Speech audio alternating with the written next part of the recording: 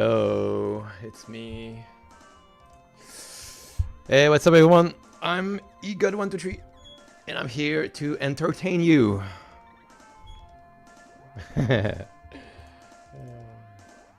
Alright, so I'm gonna check today. What I'm gonna do is we're gonna make a big change into my game. So we're gonna work on a new way to switch item, and like when your character, you know, have multiple item and equip armor and everything. So it's gonna be very, very interesting, I think. But it's gonna be a challenge too. So it took me like one day to do all the sprite and stuff, but I think it's ready. So ready. Let me check if everything is good. Is the microphone good? It sounds good, right?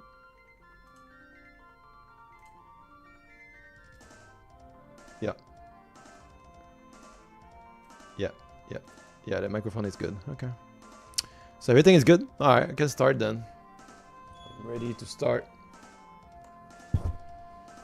Let me check on YouTube Live. Sometimes it's problem on YouTube Live. Oh yeah, it's working. Okay, great. Okay, so I'm ready.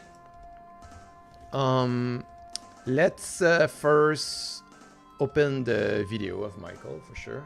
I'm gonna Michael game like always. I'm gonna show you the YouTube. The best tutorial for Godot is this, guys. I don't know if there is some vote on the Godot thing, but he's making the best tutorials, so no matter what people said. So this guy is Michael Game. Follow this guy is Michael Game official. Okay, this guy is making the best tutorial for Godot, just the best. You're learning so much. Alright, so let's go to equipment system. Ooh. Let's take a look. Let's take a look at this. I'm gonna cut the music. There's an introduction we're gonna watch, and we're gonna do this. I got everything ready, so. And you can see I've got a. No, I had. 1 second. Alright, let's check this all together first. And that's what we're gonna do today. Well, I hope I can do it. Because I know it's a complex system, but I mean, there is so much new stuff we need to implement. Like, I need to redo all the animation in Godot and everything. But I did it. I mean, I'm ready to do it. So, an equipment system part. Oh my god, the ad, are you kidding me? All right. And item types that the player can pick up and find in the world. Hi, my name is Michael. Welcome to my 2D action and adventure RPG tutorial series. Yeah, and it's the best tutorial series I ever seen. Godot 4 using GD script. All right, so let's talk about how we're going to make this work. So we're going to update our inventory system to support equipable items. Okay. So kind of the first thing we'll do is we'll make this new item resource type, the equipable item. We'll use this to be able to create our item drops that are things like weapons or armor. And it will be used for things like a ring or an amulet, which I've got some assets for that. But to begin with, we're going to start with the armor and weapons. And then we're going to need to make some updates to the inventory UI to handle these. And I mean, they'll populate our inventory just fine just by creating these new item resources. But then we also want to make these specific types of items equipable. So we'll make a little equipment section in our UI. And then the next step, once we've got all that in place, we can make those items actually equipable. And not only will they go in the equipment slot, but they'll update the associated stats. So a weapon would update your attack and armor will update the defense. And then lastly, we'll make it so that as we change our equipment, we can update the player sprite. So you can see in these examples, you know, if the player changes sword, he'll get a different sword. And if he changes armor, he'll get a different armor appearance. Because that's a lot of things that we have to get through, right? We're going to break this series of building our equipment system into those at least 4 videos. I'll probably add a 5th or maybe that we need to make and find Okay, I'm ready. I got everything, so let's go. Where we're going to be building out the new equipable item resource. Let me open Godot first, but I'm ready. I got everything. All right, so step 1 will be to create the equipable item resource scripts that we need. Let's just review real quickly what we have already for our items. Okay, nice. We're gonna create the script. Excellent. All right, let me open the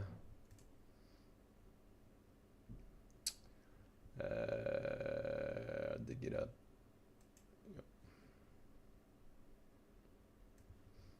Okay, I think I have everything now. Okay, I think I got everything.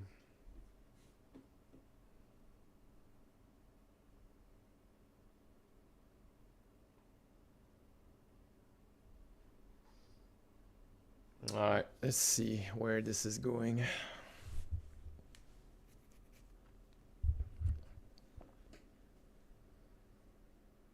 Let's see.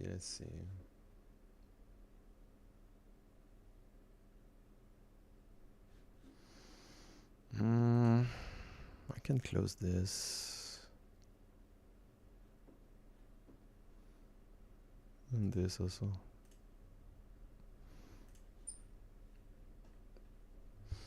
Alright, it's loading.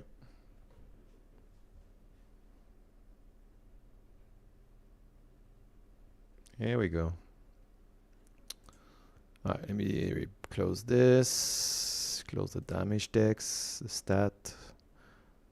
I mean, we might need the stat, but we're gonna need player for sure, player hub, playground, and pose menu. Alright, so I think we are ready. We have this resource called item data. And as you can see, this has the name, the description, a texture, which is used to display the item in the inventory or when it drops on the ground. And it's also got this array of effects that you can export, which we've used for like our potions and things like that. And it has a built-in use function, okay? And what we're going to do is we're going to extend this resource and create like a new subtype, right, that inherits all this and has some additional things. And, you know, just to review, each of these items that we have is just one of these item resources that we've created. And so really what we want to do is we don't want to replace the item data with our equipment item resource, because that would make our code a little bit more complicated. Instead, it will extend. So it will include this plus some additional functionality and parameters, okay?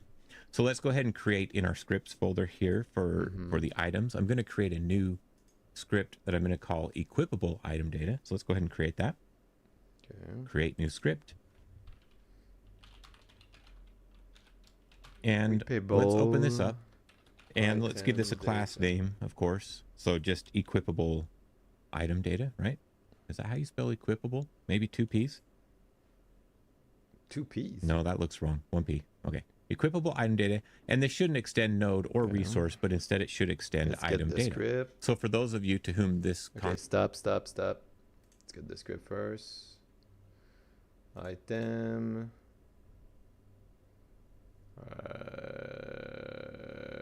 Script.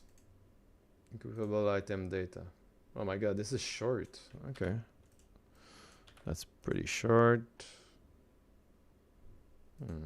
Alright, let's see. Concept of inheritance is new. This means that this equipable item data will have all of the, you know, functionality and properties that the item data has, plus we're going to add on to it. And the one thing I want to add is an enumerable or an enum that we're going to call amulet type. And ring. That's cool. And what this is going to be used for is to make it easy for us to differentiate what type of item this is in a way that doesn't require us to type a string, because you could have spelling errors and that might make it hard to track down bugs if you misspell weapon, you know. So having an enum instead of a string or an integer to determine like what kind of equipable item this is will make that easy. And so I remember I used enum in Unreal Engine T for 5. type, and that's to kind of differentiate it. This is not a value that we set. This enum is kind of like a type of variable, if you will.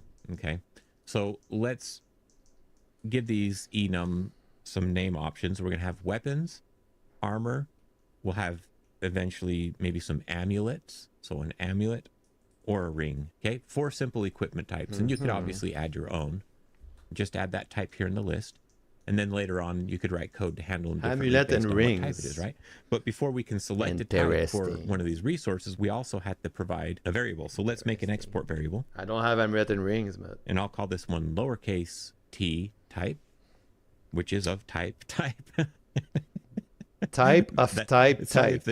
Using the word type over and over is kind of confusing, maybe. Wow. Right, but I mean, we could rename this, and this could say like weapon type, and then our type would be a weapon type, right? Okay. But I'm just using type because it's going to be local to this class. Okay, and so we have an export variable, and let's default this to type.weapon. Okay, so you can see how these are assigned. Okay. So that's kind of how we work with these enums. You say it is Michael, a type dot, and then you just pick one of those. Okay. Now there is an interesting thing with enums is by default, when we define an enum this way, weapon is kind of the equivalent to 0 because it's the first item, kind of like an array, right? Okay, yeah. And then the second key in the enum so it's is like this 0, armor, so 1, 2, 3. and then 2 and 3 for amulet and ring. Okay? Got it. So we'll work with this a little bit in our code as we work through the equipment. And if you have questions about it, ask it. Maybe we can do a specific tutorial about enums. And in fact, I do want to because there's some. Wait, this tutorial is not long. It's like 21 minutes. What the hell? More readable in a lot of cases. But the only other thing that we want better than this, in this equipable item data resource type is we want another export variable that's going to help us determine like what benefit or what boosts does this weapon give. Okay. Or in the case of an armor, does it give, how much defense does it give? And we could go through and we could just maybe make multiple export variables so we could have like attack bonus, defense bonus, and go from there. But to make this a little bit easier to extend and a little bit more modular, I'm going to create a new variable that we call modifiers. And this is going to accept an array. So, maybe you could have multiple, like maybe you have a sword that also provides some defense. And so you want to be able to give it attack and defense. But maybe you only have one of those, and maybe you don't know what all those things will be as you move forward. And so what we're going to do is make an array here. We want this array to be of a specific type. And so let's go ahead and create this as well. So I'm going to create in my scripts folder, I'm going to create another new script, and we'll call this equipable item modifier.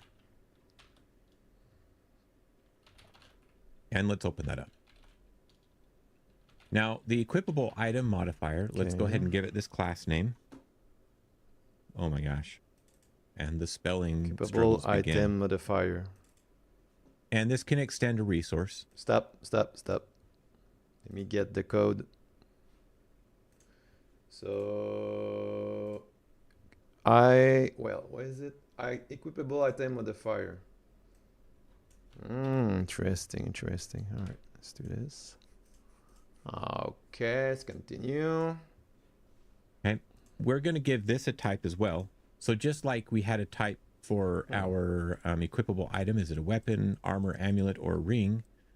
These ones, the type is going to refer to like the type of modifier that it is. So maybe we have things like health modifier.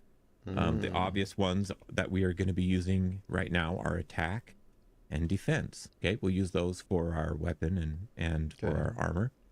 And then maybe you want something else like speed. Okay, so I'm not going to cover what we'll do with speed. I'm going to have a lot, let me tell you. Now, but I think these are some obvious like types of poison resist, poison attack, and we've got a very holy simple damage, game. shadow resist. Stats in your game, like you had magic or whatever, then it would be pretty easy to just add those on here. Magic so now fine. we need to export that type, right? Just like we did in our like this equipable item. We'll say export lowercase type. Oops, I missed my VAR for variable.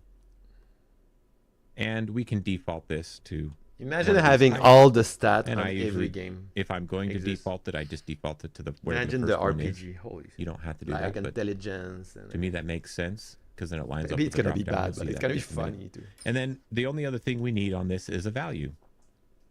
And that'll be an integer for this game. It might be a float, but we're using integers and whole values as much as we can. So by default, it's using. And we'll just say 1. Okay. That's probably the minimum. And there we go. Okay, so we've got this equipable item modifier resource. I'm going to go ahead and copy that and save this file so that when I come back to my equipable item data, I can now change this array and give it a specific type. Okay, so just by putting the little square brackets and putting in the class name that we want this array to contain. So that means every variant of the array will be an equipable item modifier. Okay. And by default, that will be an empty array. I'm going to go ahead and save this. So we've built these two classes, and let's actually create a resource with them, a weapon, and see how it works. Now, how I've structured my project is I'm building all of my item resources just in this items folder, and I'm going to go ahead and stick with that. You can see I've got things like my apple, my gem, etc. And so let's go ahead and create a new resource. And instead of doing an item data, you can see underneath item data, there's equipable item data. Wait. Okay, so I'm going to go ahead and equipable item data. Oh, yes, there is. Create one of those. Okay. And I'll give it a name. And now I'm going to do something here. I want the naming convention to help me out. And just it didn't ask me for a name. Why? Where is the... Huh? Where's the thing? Create a new resource. Ah, it's because I double click. So equipable item data. Create. Huh? There's nothing. Did I select the good thing? Let me reload Godot. I hate this so much. Let me reload Godot. It's coming, guys. My objective is to have a game similar to Secret of Mana. I'm going there. I'm going there slowly. And it's gonna be better too. Imagine that. Working so hard on this. Sometimes I want to stop this and do another thing more simple, but yeah, it's my choice. I mean, I love hack and slash, so you know, it's my kind of thing. You know, I know how to code a hack and slash for a long time, so it's my thing, I guess. But you know, sometimes I want to do a card game. I love karting game. I have a lot of idea I want to do too, but I don't know. Another project. I mean, I will do. I need a big project. After this, I can do small project. Doesn't matter. So people do small project before big project. Well, I don't know. For me, I like big stuff. I like big project. I don't want to work for nothing. Okay. All right. So I try to create a resources, but it doesn't seem to work well. Resource. Equipment modifier. Ah, it's item data. So what is selecting? Oh, this thing. Okay, so let's see.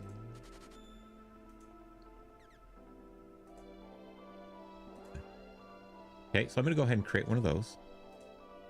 And I'll give it a name. And now I'm going to do something here. I want the naming convention to help me out. And just yo, hello, Andy. What's up?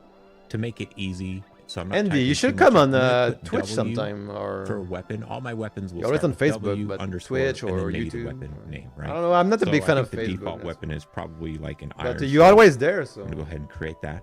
I mean, I'm concerned. And I mean, I'm concerned about you. Why are you on Facebook?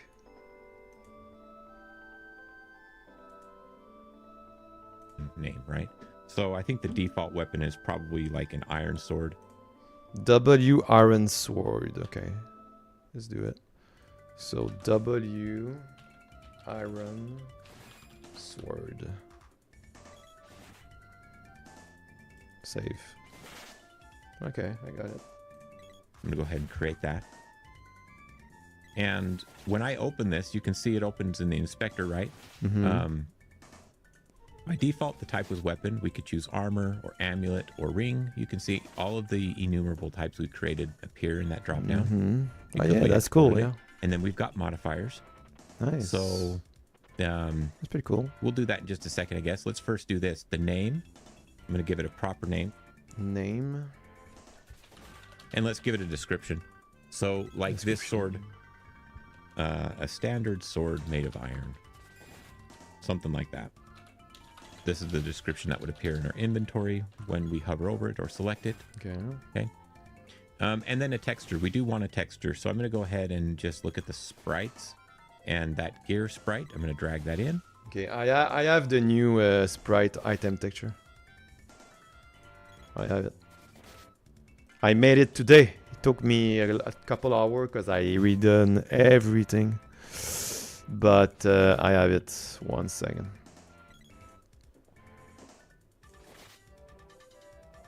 Look at this. We have new stuff coming. Ready to see this? It's crazy, and new stuff. Look at this. Wow, there's sword and armor. Whoa, we're going far, huh? I made it today.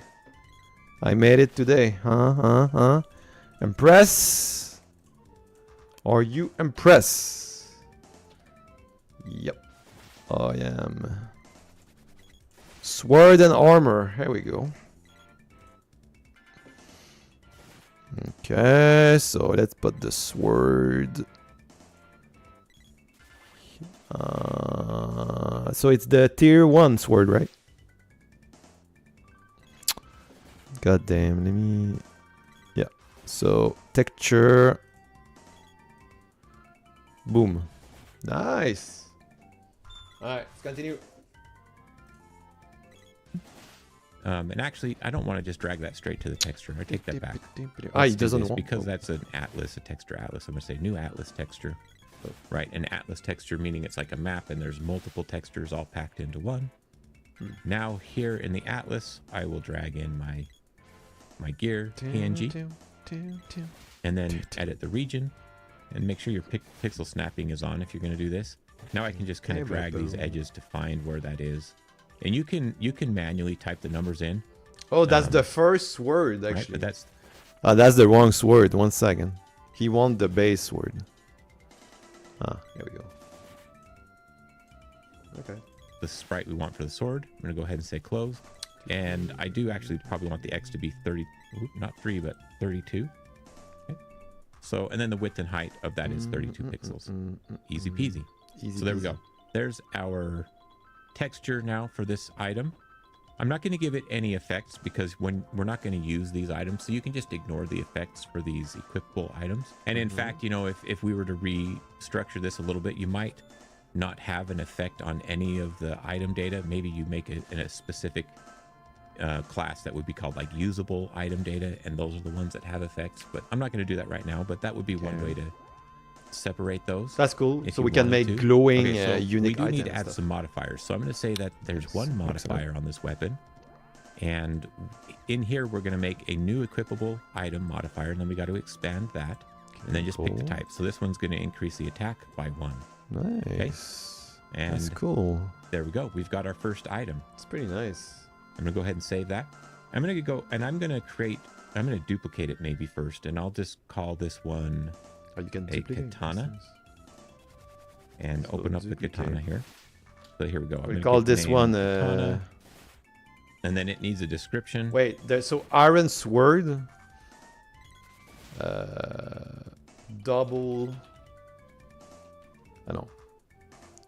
How? Well, I need a name. I need a name for a tier 2 sword. So the first one is an iron sword, and what's the name? Oh, let's think about Diablo. Oh. A long sword? No. Iron sword. And... let's check some Diablo name about sword. Diablo 2 Arret Summit. Hey, let's go to Arret Summit website. Oh my god, guys. That's been a long time.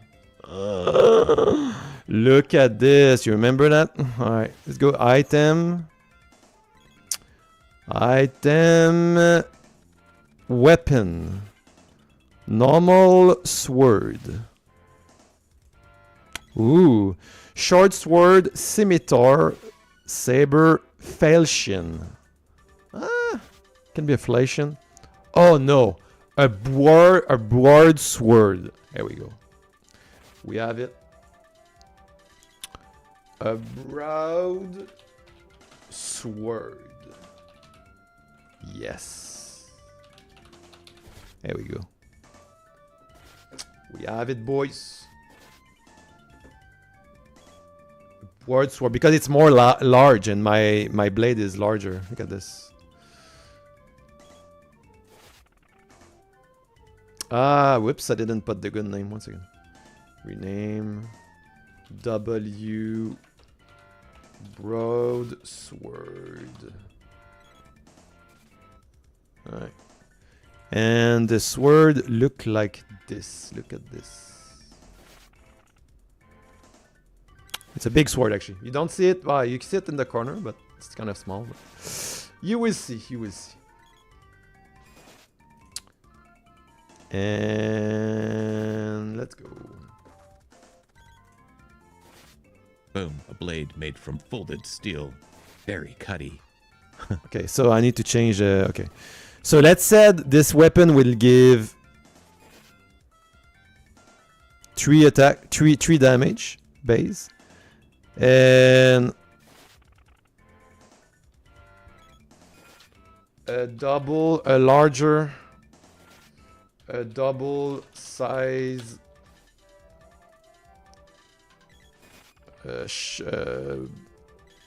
blade that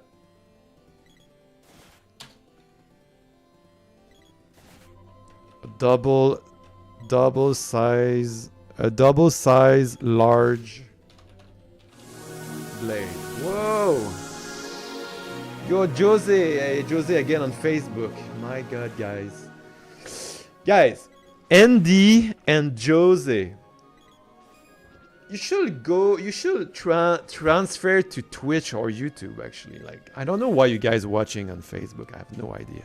Facebook is not a great... I mean, I know I have a lot of followers on Facebook. I have like, what, 7K or something? But it's all time. We need to move on. You guys should come Twitch or YouTube, actually. A double-sized large blade. A double-size heavy large blade. There we go. But thank you for the saying hi, by the way. Okay, so let's continue. Because we're super serious. And then, you know, because I copied it, we've got most of the settings we need up here, except that we would obviously want this attack value to be stronger. So I'm going to just plug in 5 maybe. But 5, and okay. Last but not least, we do want to update this texture. Because we already have that katana sprite in this same texture rect, we could come in here. Yeah, the video is very short, and there's a more than one part. I know that I there's built almost this so that nothing. there's We did 32 almost nothing. pixels wide. I can just increase this by 30. The longer part will be the animation. The here. X coordinate that is of the start. I need to of that redo all region. of them. And there you go. You can see the katana icon right there. So we've got 2 weapons, and I'm going to go ahead and save that. And let's duplicate this one more time, and let's make an armor now. Oh, wow. And I think the standard armor, I'll call it a tunic. And I'm just going to use the A underscore for armor.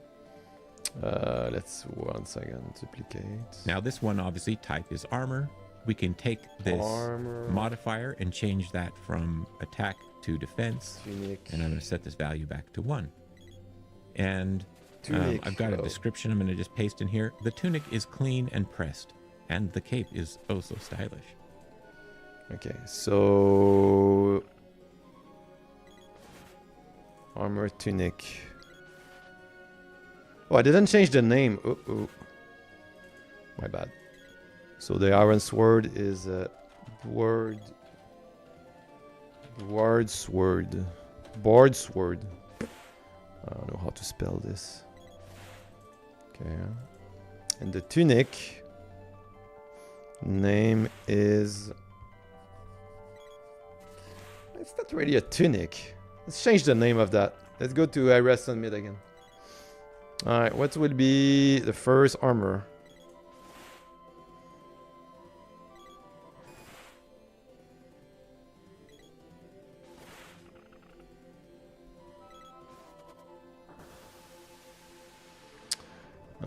Breastplate.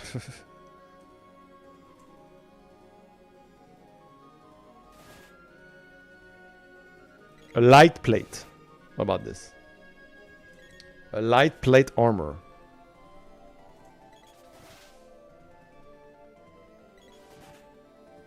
Okay, let's do this. So it's not gonna be a tunic. It's gonna be a light plate armor. Okay. So name light plate armor. Description.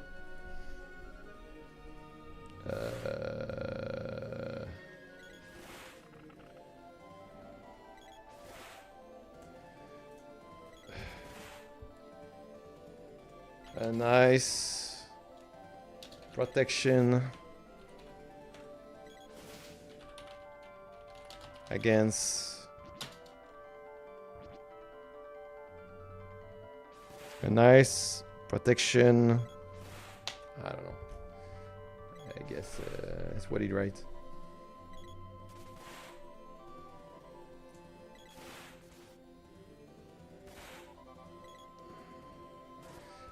Light and easy. A light plate armor that is a good protection against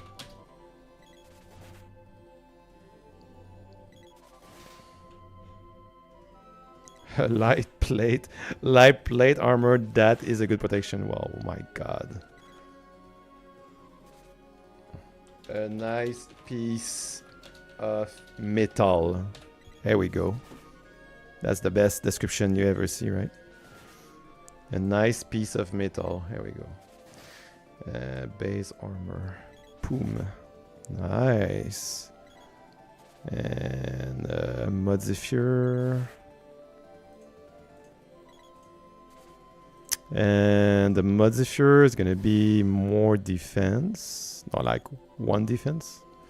Maybe like 5 defense. What is it gonna do actually? Let me check. And you can see I've got a line return in here, and that'll just tell the description that I want a forced line return right there. Okay, and let's go ahead and update this.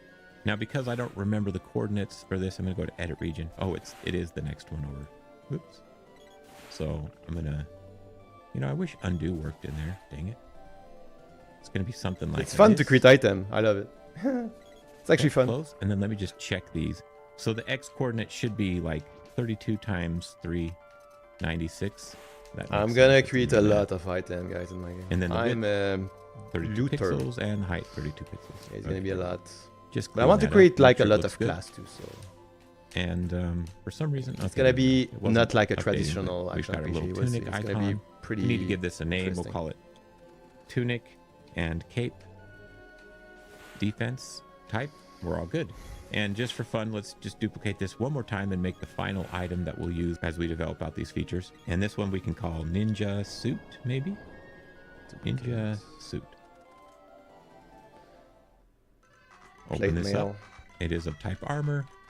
Like the katana. Oops, I don't want 5 modifiers, but there you go. If we wanted to, in fact, this is kind of fun. You've got this equipment modifier. Let's just make this 2 for fun. And maybe we want maybe we want the suit to actually give us, I'm not going to do health or speed right now, but let's do attack so that it can give us defense and attack. It'll give us 5 defense and then maybe 1 additional attack. Okay. Which, let's try. So let's see. So the plate mail will give plate mail. Nice piece of metal. A bronze armor. A bronze mail. Plate mail armor. A navy.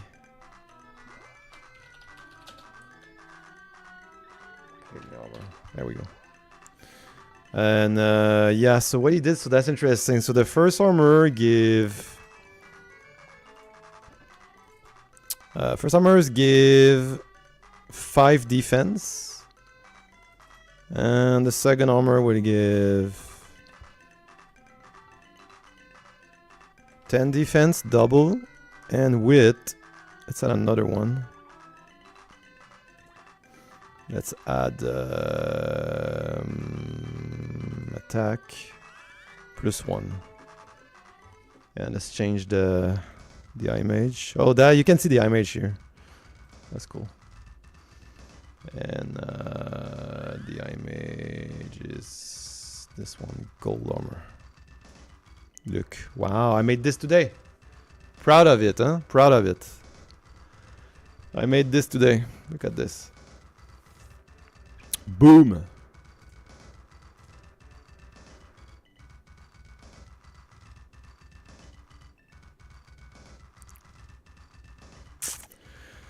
Okay, nice. Oh no, category. Wait. Category armor. Category armor. Nice. And that's the one. Alright, save. Let's continue the video. which doesn't make a lot of sense, but you know, maybe you've got a spike suit and it increases your attack value. I don't know. Okay, so there we go. And let's just update this text here. The ninja suit is totally rad and surprisingly comfy. And then we'll update this Atlas texture. So that's just going to be one more. You could just type, plus 32. Get away, get away. If you do math, simple math equations like plus, minus, or multiplication, it'll do it for you. 128. Okay, I'm liking it. So there we go. We've got these new items. And I'm going to go ahead and just save all this work. And then let's get some of these items in the world and see if we can pick them up. Okay. I need to open a level or something. So I'm going to come down here to my levels. I'm going to go to area 1. Playground level. Let's go. Open up level 2 in area 1. That's this area I've got with... what on earth was I doing last time I played around with this? Let me just clean these up real quick. Okay. So within this screen, I think, we could just add some items, I guess, here that we can pick up. So maybe what I'll do is I'll just do Shift Control A. Shift Control A. We've got this item pickup scene. Where did it plop it? Right here. Item pickup. And we just need to assign an item data to this, and it'll just work. Alternatively, we could put it in a treasure chest, and maybe we'll do one of those as well. But, okay, where did my items folder go? I'm going to drag this ninja suit on there. And let's just test the ninja suit and see if it works.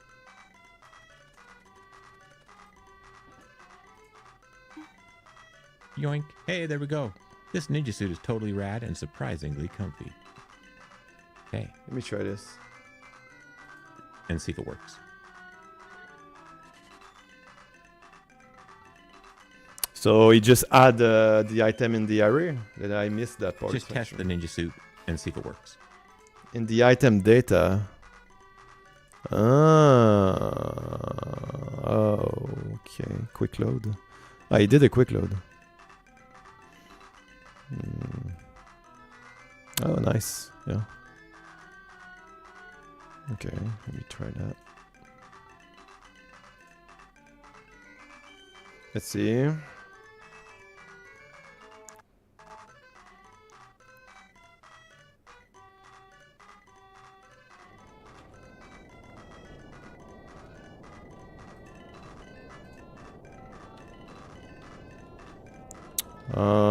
Yeah, it's right there.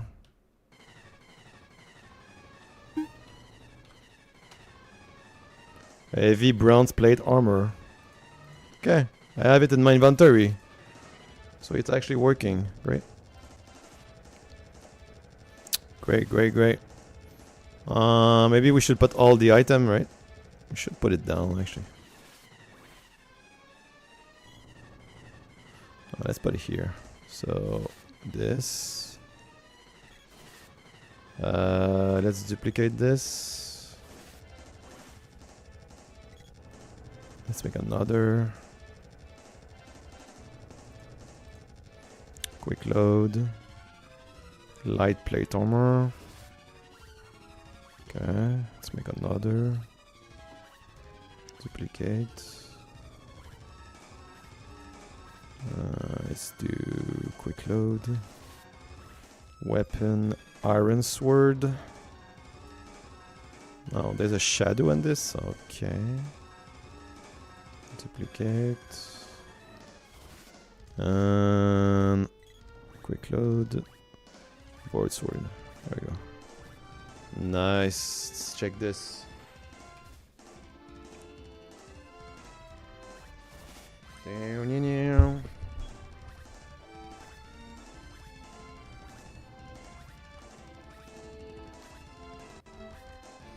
Look at this. All the item here. Let's get this. Get this. This. This. And this. A double-sized heavy blade. Well, I don't see the name of it. It's kind of sad, but that's strange. A nice piece of metal. A heavy bronze plate armor. Okay, but I just don't see the name. Does he see the name in his game? Let me check. Yoink. Hey, there we go. This ninja suit is totally you rad don't see the and name, surprisingly dude. comfy. So Okay. So yeah, let's just fill this out with a couple more things, but this is the first step of making this work. We've got a new item type. Obviously, we can't equip it yet or anything, but it looks nice and cool. So let me just add a treasure chest. So we've got these handy treasure chest. Nice, he's gonna have a treasure chest. Let me do this.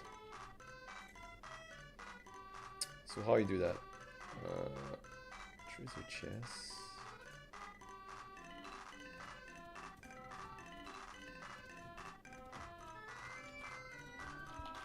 Treasure chest. Okay. Wow, there's a collision with this? Are you kidding me?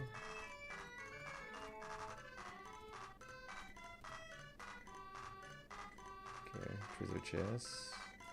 What do you do with the treasure chest? Nodes that we've built. And let's see, what does the treasure chest need? Same thing, item data. So like with this one, we could maybe plop in this katana. Boink. And now if I run the scene. Cool. Got our ninja suit. And there we go. We got a katana right out of that box. Pretty cool. Let's take this with the chest. Pretty nice.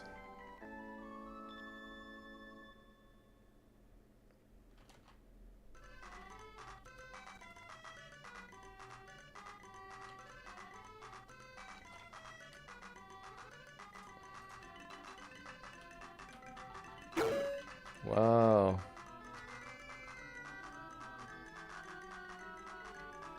Okay, cool. Oh,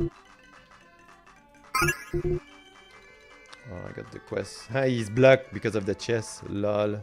What is gonna happen? Let's see. He's blocked because of the chest. So he just stand there and he have no... Oh, that's great.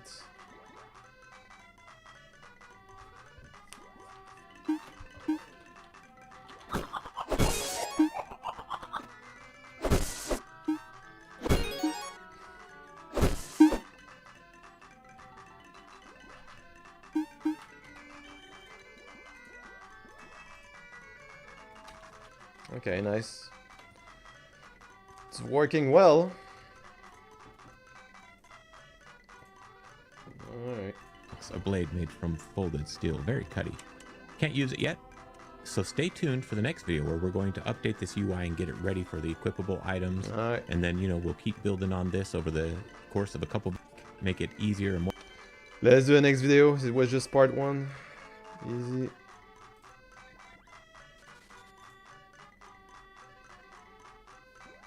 That was just part 1, so part 2, 50 minutes. Here we go.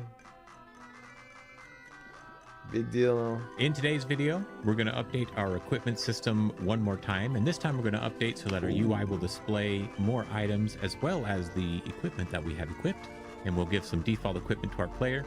And we're also going to make some changes to our stat section up here. And you can see it's not all fully functioning yet, but we're just going to get all this UI set up and working so that we'll be ready for the next video where we can equip the items. Hi, my name is... All right, so I'll increase the amount of screen real estate. Let's go. Okay, so let's go ahead and open that inventory scene, and let's see. Okay, I'm gonna close the music because I need the concentration. Anyway, the music was very annoying. Mine under GUI somewhere. So GUI, pause menu, inventory, and actually I think it's just part of the pause menu, isn't it? Okay, pause menu scene. There we go. So the inventory is kind of the first scene that we've got in here. Let's start with this panel container that we've got. We've got this panel container and a grid container, which contains all of our inventory items. Okay, let's take this. And in fact, let me grab this description first real quick. I'm just going to drag it down out here so that it doesn't get covered up. But I'm going to take this panel container and I want to kind of resize it. But actually what I would rather do maybe than resize it is I'm going to take this inventory item and I'm going to duplicate this so that we've got 20. Just like that. And this is the size that I want the inventory to be. And what I've done here is I've kind of pre-created all of these inventory. If you remember, we were instant. Let me try. What happened if I duplicate one? Yeah, but it extend that way. That's wrong. My God. Initiating these kind of on the fly every time we load the inventory. And I thought that was a fun way to do it. And it certainly served a purpose. And why extend my inventory and I do that? Extend my inventory. That's wrong. Like the grind container is 16 column. No. Can you put like to 10? What about 9? Ah, I got it. So 10 column and then duplicate.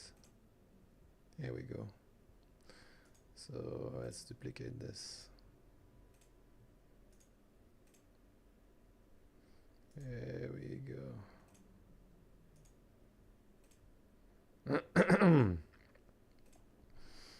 Duplicate.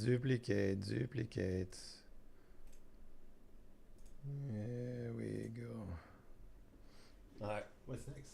Educational purpose in the series that we've been going through, but I'd like to change that from this point forward because I think I would rather have just this fixed number of slots and then they can just be empty or have an item in them, right? Because our inventory items do support having an empty slot. So we're going to go ahead and do that and make that change to our inventory. So go ahead and duplicate what I've done here, and that's going to require some code changes as well. That's going to affect a few parts of the system. So step one is just updating that. And then I'm going to take this description here. I'm going to drag it back up. Well, I'm going to have to fill all this. Huh. Wait. I mean...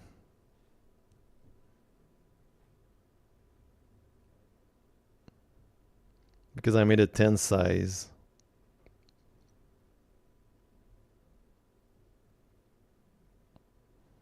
Yeah, maybe it's too much. But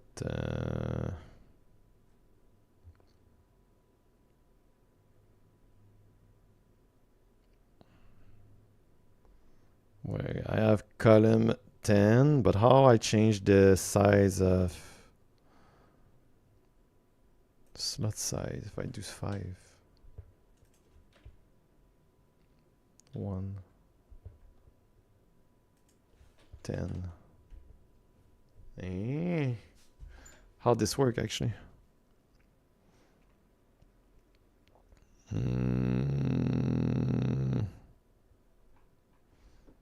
Panel container. Inventory. Good question.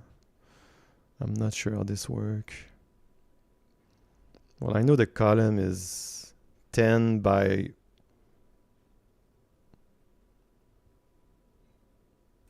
Oh, yeah, so I can do 5. Ah, that's how it works. Okay. Yeah, I guess. Like 7, maybe? Yeah, we can do 7. That seems not bad.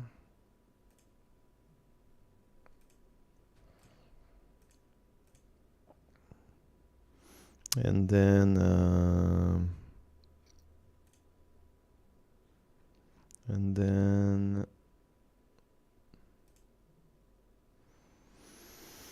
what happened if I do this?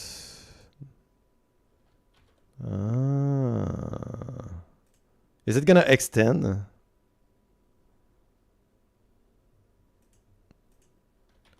Maybe not. I see. Okay. Well, how many slots I want? That's the big question. So duplicate. Let's put like...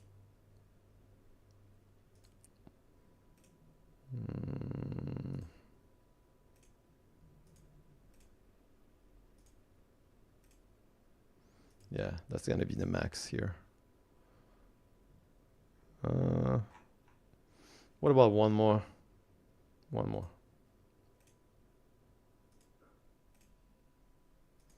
That's a big inventory. Maybe too big, but you know, like 36 seems an expansion pack, but all right, that's enough. So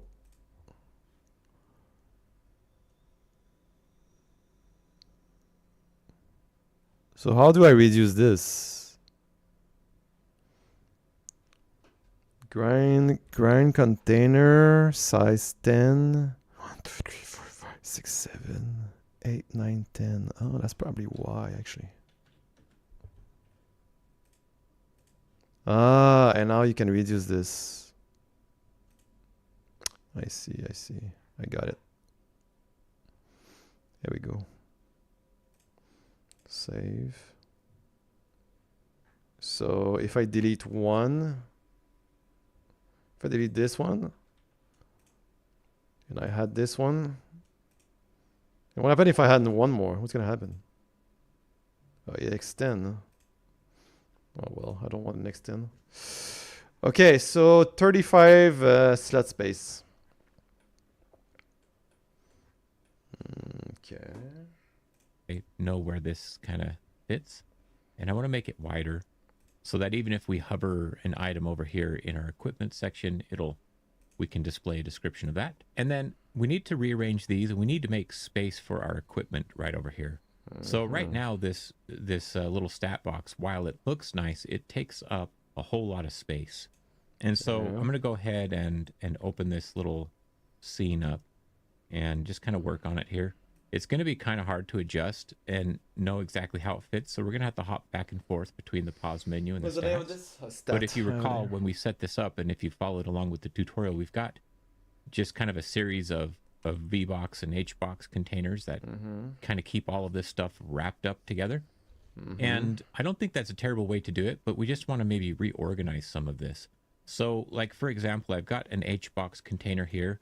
I'd like to fit both my experience and my level maybe within this one HBox container. So just by dragging and dropping, that does a decent. Okay, so he's getting this into this. Okay, good. Yeah. Job of resizing that. But of course, when I come back, well, if I save it and then go back to my pause menu, it's too big now. Okay, so we're going to have to make some adjustments because we've got some minimum sizes, I think, on some of these. So let's check this out. Like on the layout, this has a custom minimum size of 60. I'm going to reset that. Same with the level. I'm going to come down here and reset the custom minimum size. And if we save this and go back to the pause menu, I'm not, well, it's probably because it's stretched out. There we go. That's kind of working. So now I can resize it smaller. But I should have checked. We had a fixed width that we was kind of our target size before. 1 second.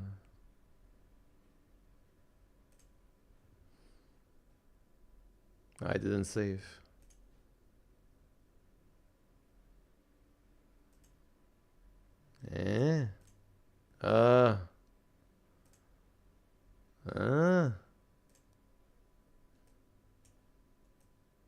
Because there is a minimum.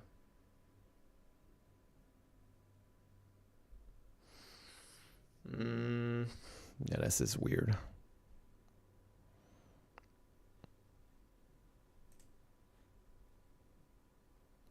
I don't know, it's actually working. It's just... Yeah. Okay, let's continue. So like if I look at this one, this is 196 pixels wide. I think it'd be good to get this layout to kind of fit the same, 196. So let's go back over to stats. And you can see we're just a little bit larger, 205. We want this to be 196. It's not going to let us do that while these are occupying all that space. So let me just poke around here. We've got our HBox container. I think it really just comes down to minimum sizes on these labels, okay?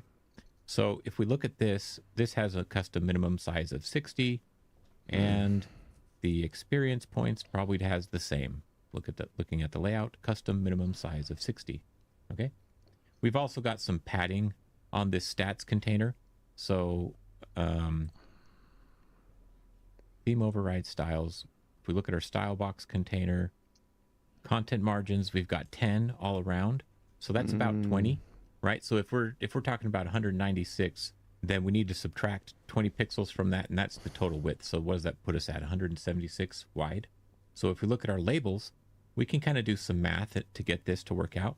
So I'm going to say custom minimum width on the label is maybe something like, what did I say, 176? So if we go like 53, and actually this one, not so sure actually. Let's see, hold on. Let's get a calculator out. Okay, so we had 196 minus 20. And then if we divide this by 2, we've got 88 pixels. So that's 88 pixels per both labels. Trying to figure out. So I think this custom minimum width of 60 looks okay for that one. Let's decrease this though, and let's see how 40 looks. And I'll do this the same for this. Yeah, but mine is fine. Label.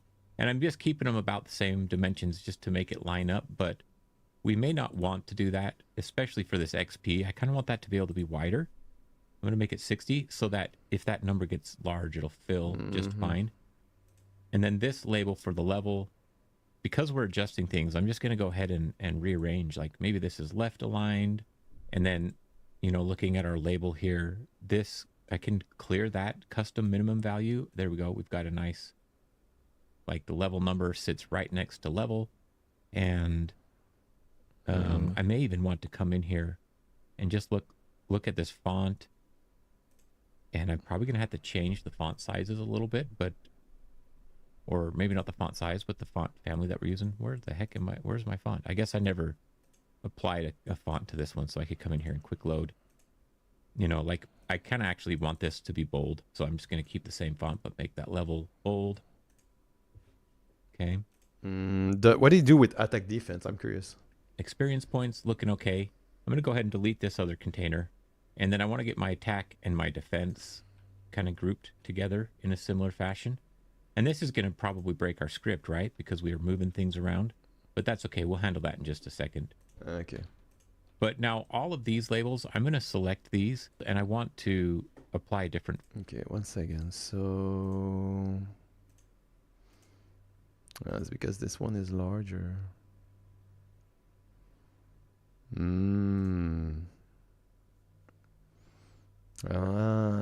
What's the minimum value? Okay, I see. I see.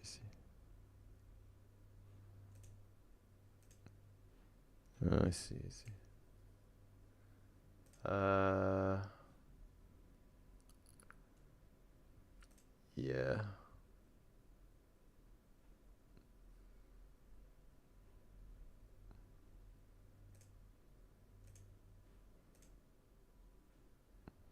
Layout. Let me try to fix everything.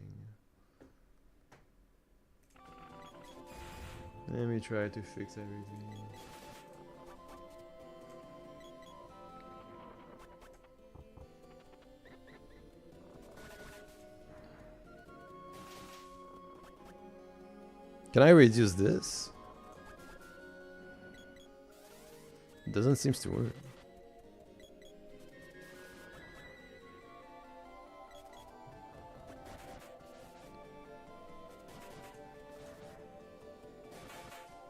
Nope, because this is too much here.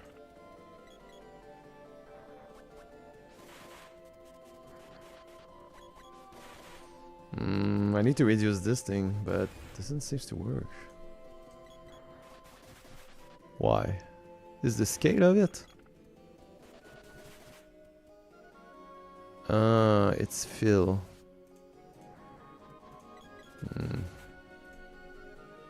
Oh yeah, that's why. It's this thing here. It filled the space. I mean, which is not bad because this actually, you know, it's just gonna fill the space and never be. No, it's not bad. It's just strange the way it's done.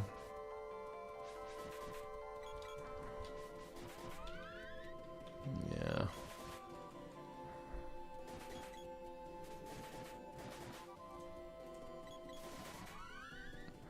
What's the size of this? Can I put the minimum size to this?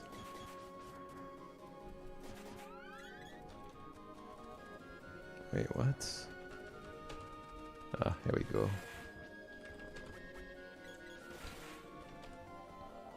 Yeah, like this. Okay, good. Because if this is 1... Ah, no. So what is this, 300? Oh, let's put 300 there. There we go. And then this is...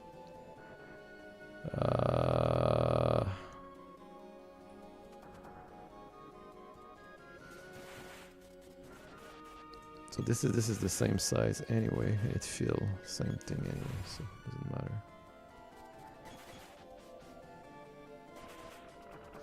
Okay, better. What's next?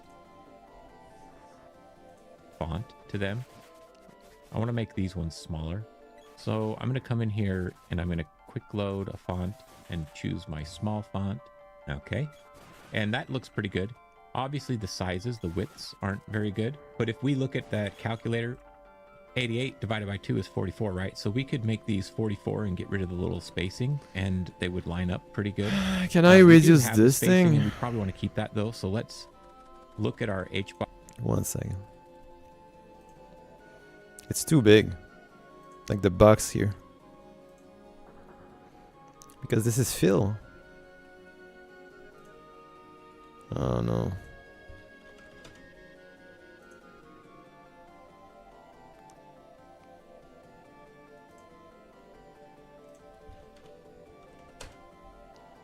Here we go.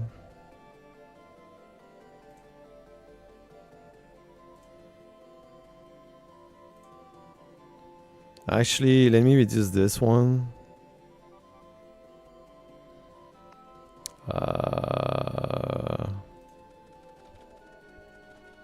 That's because it's a fill.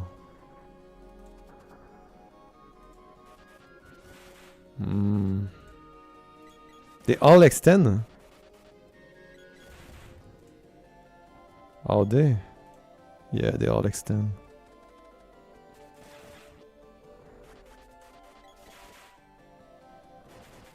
Well, this is like 10.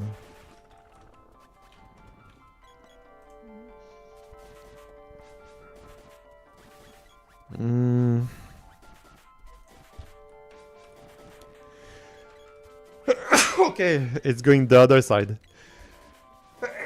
Sorry. Okay, so I can reduce the side here. I got it. So I can do this.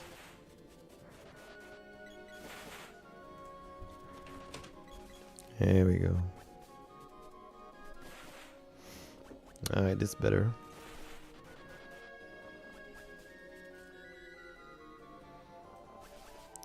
Yes, it's working. There we go. We have it. Okay, let's see where he's going with this. Box container. And I'm gonna, it had the default separation, which I don't know what that is. But if we check this box, then we can just apply a custom amount. So let's say it's 5 pixels. Okay, 170th on this is going width. So now I just need to adjust it here for my image. Go ahead and put one at the bottom here as well. Okay, that way we know where to line up our gear. And then looking back at this stats menu, I should be able to, decrease the size. I just want to go back in here and lay this out a little bit more nicely, I guess. And I'm not 100% sure what I want, but maybe I want to take the 2 labels that have the value and make these left aligned. And then, if I look at the attack and the defense, maybe I actually want to reset the custom minimum width. Did that work? Didn't seem to work on this one. Hold on. Layout. Oh, I think I've also level I'm doing 190. Let's look at these stats. I'm gonna be doing some things with the stats where I kind of want to be able to add on to these maybe. So like when we go to equip an item, we need a second piece of the stat that can show if it's increasing or decreasing the attack value or the defense value. And so, hey, look at that. That kind of messed up the sizing there, didn't it? Okay, so we can kind of work on this a little bit, but I'm going to take these labels. I need to start giving them unique names so that we don't break it. Like if I run this right now and try and pull up my inventory, we've got errors. Okay, and the reason we've got errors, if you look, it can't find these labels because we've moved them. Okay, and so that's one danger. Now there is a way to avoid this, and it probably would have been easier to change this before we moved things, but what I want to do is take each of these labels and give them a name that is unique to them. So like this is label 2. Let's call this label underscore level. And then we could take like this label 4, which is the XP, and call it label underscore XP. And then do the same with these. We've got label underscore attack and defense. And so now what we can do is if we select these, you can right click and say access as unique name. And once we do that, you get this little, what does do? Like a percent sign on there. I'm going to do that with these ones as well. And then I'm going to open up my stats script. And in here, where we've assigned or made a reference to the nodes, we can delete that. So like this level label, I can just drag and drop. Boom. And you see how that uses a percent and just the name of the node instead of this dollar and just the name. We can delete that. So like this level label, I can just drag and drop. Boom. And you see how that uses a percent and just the name of the node instead of this dollar sign and a path to the node. That means that no matter where we move the node, as long as the name stays the same and that little setting stays on, then we can just access this in code without having to change the name or worry about that's interesting. Okay? So this is a handy thing. Then if I come back in here later and think like, oh shoot, I want to move this around, we can do that. Okay. Now, just looking back at the stats, I do want to add this in. So I'm going to duplicate this label for attack 2, and I'm going to call it attack change. Duplicate. And I'm going to do the same for the defense. rename this to defense, change. And then I do want to grab a reference to these, and they are already flagged because we duplicated them from these. They've already got that unique name flag on there. So just go back to the script real quick and grab those two, click them, drag them in. And then if you're holding control or command on a Mac, there you go. Yo, calm down. Script, change.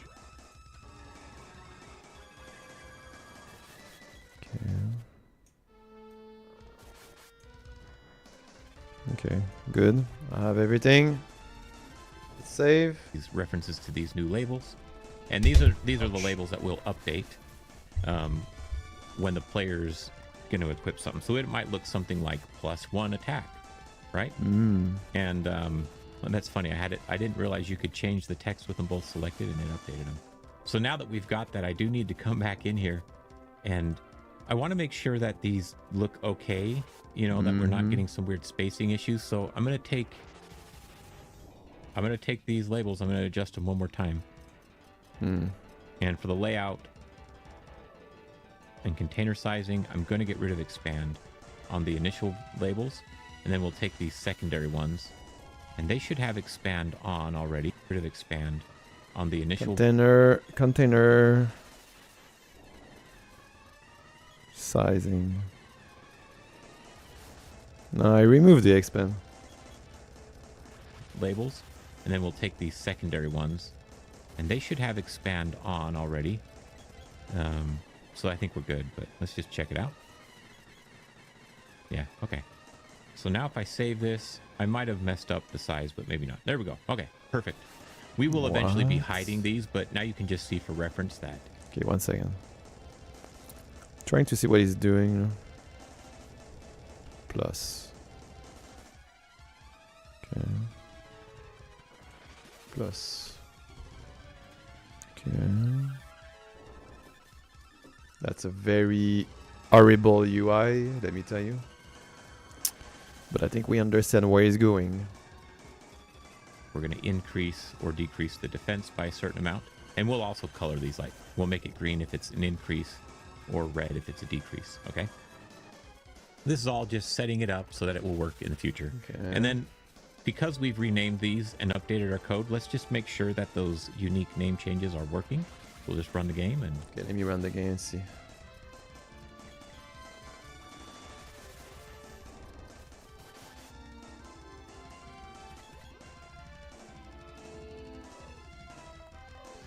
Seems to work.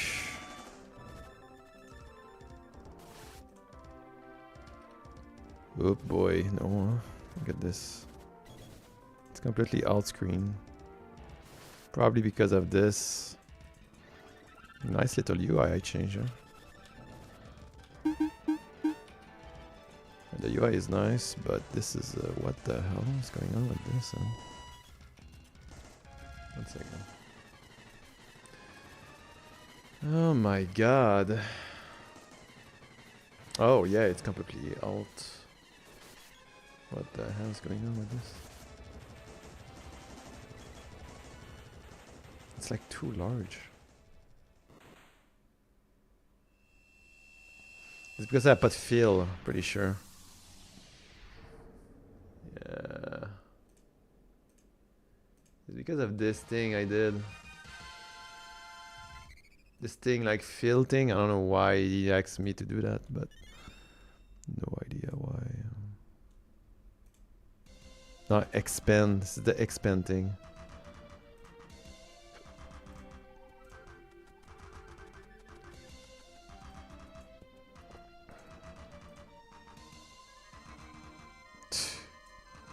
Can't anymore. It's out of the track. Wait, what?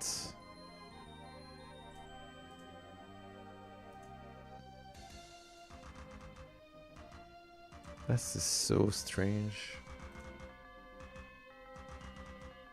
What? It's still expand?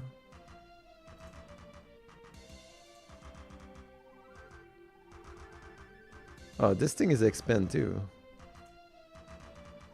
Dude, I'm gonna remove every expand thing. It's so annoying.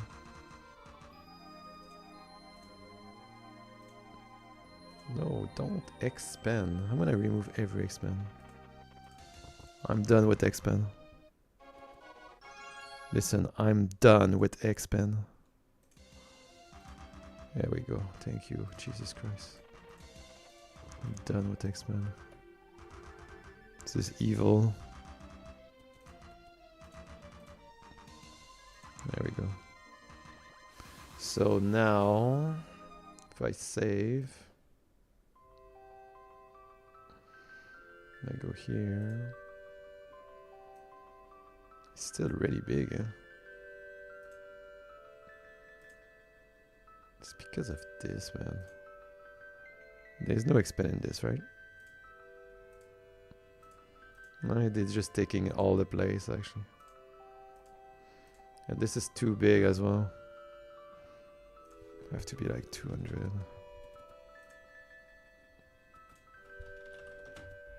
There we go.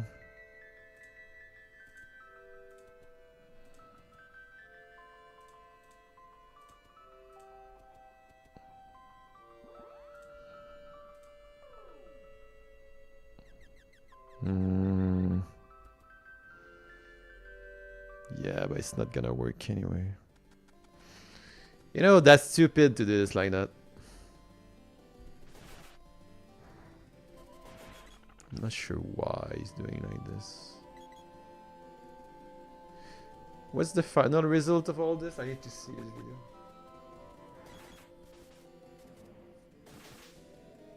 Ah, it's because it's very small. Oh, I don't really care. I'm gonna put one more then. Yeah, I don't care.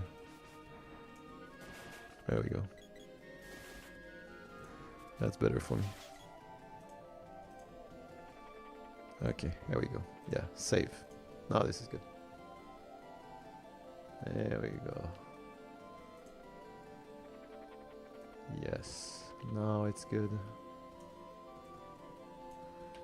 Yeah, here we go. Save all. Play. Yes. Oh. Damn, I hate UI. Oh my god, I hate UI so much.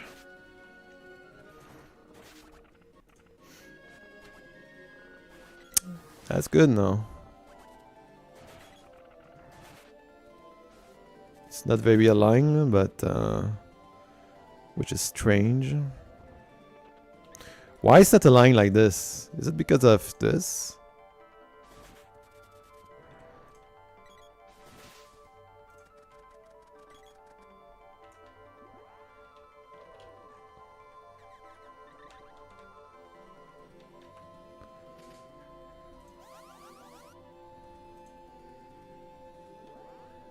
It's so strange that it's not aligned. It's so weird. So why this stat is not aligned?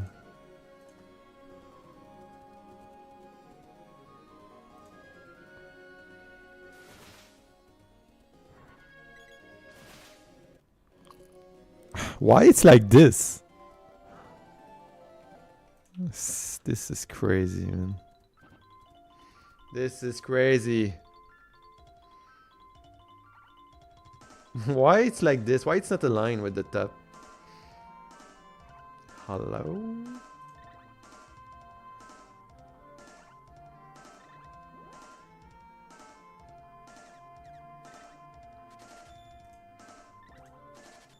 This is very strange. I don't even understand why it's not aligned. Why is it this thing again? In stat? Chart of inventory. Okay.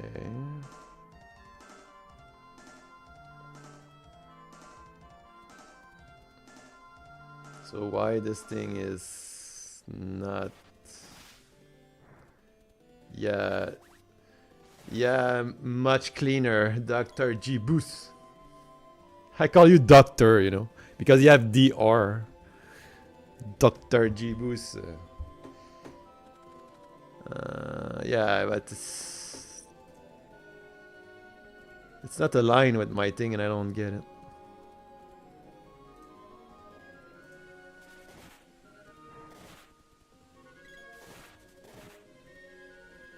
Why it's not aligned? That's the big question.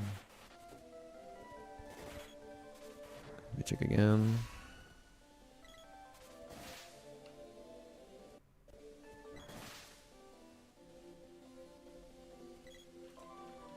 I have no idea, but you know, I don't care. I will just put it up a little bit. Honestly. I don't give a beep. It's a temporary UI anyway, so... Yeah, there we go. Just a little bit down. Like this.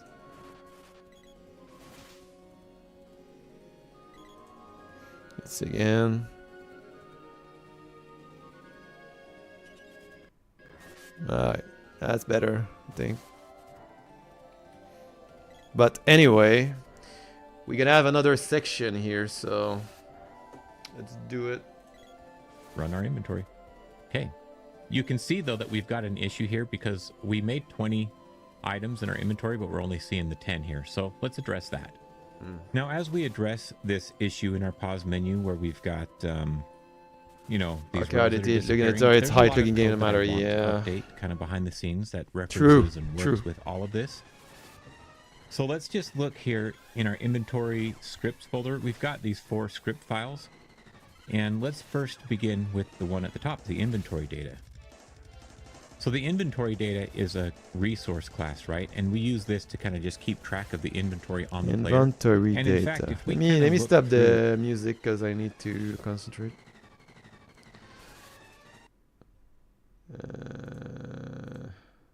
If we look at our grid container where we're displaying our inventory, you can see we've tied this player inventory resource. I'm going to open it, show this in the file system. It's right down here. Okay, and let's look at this. So first of all, we've got a resource that has... So player inventory resources. Okay, player inventory resources.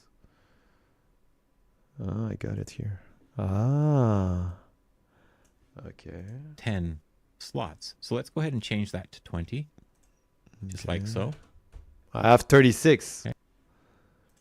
36 slot, I think. No, 35, right? 36, 35. I think I have 36. How many slot I have?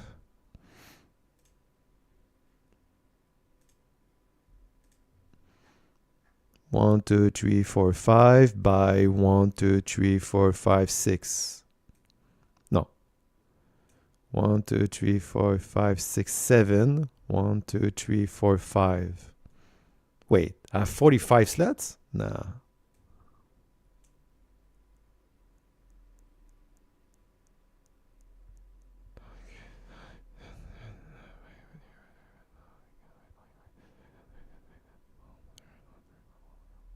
$35. Oh yeah, I'm stupid. 7 by 5. I'm so dumb. Yeah, 35 slot. Okay, that's good. So that mean here I put 35. There we go. Okay. And then I'm going to save that change and just run the game. That should be enough to get us more inventory slots displaying in the menu. Yeah, there we go. Okay, let me test. Test.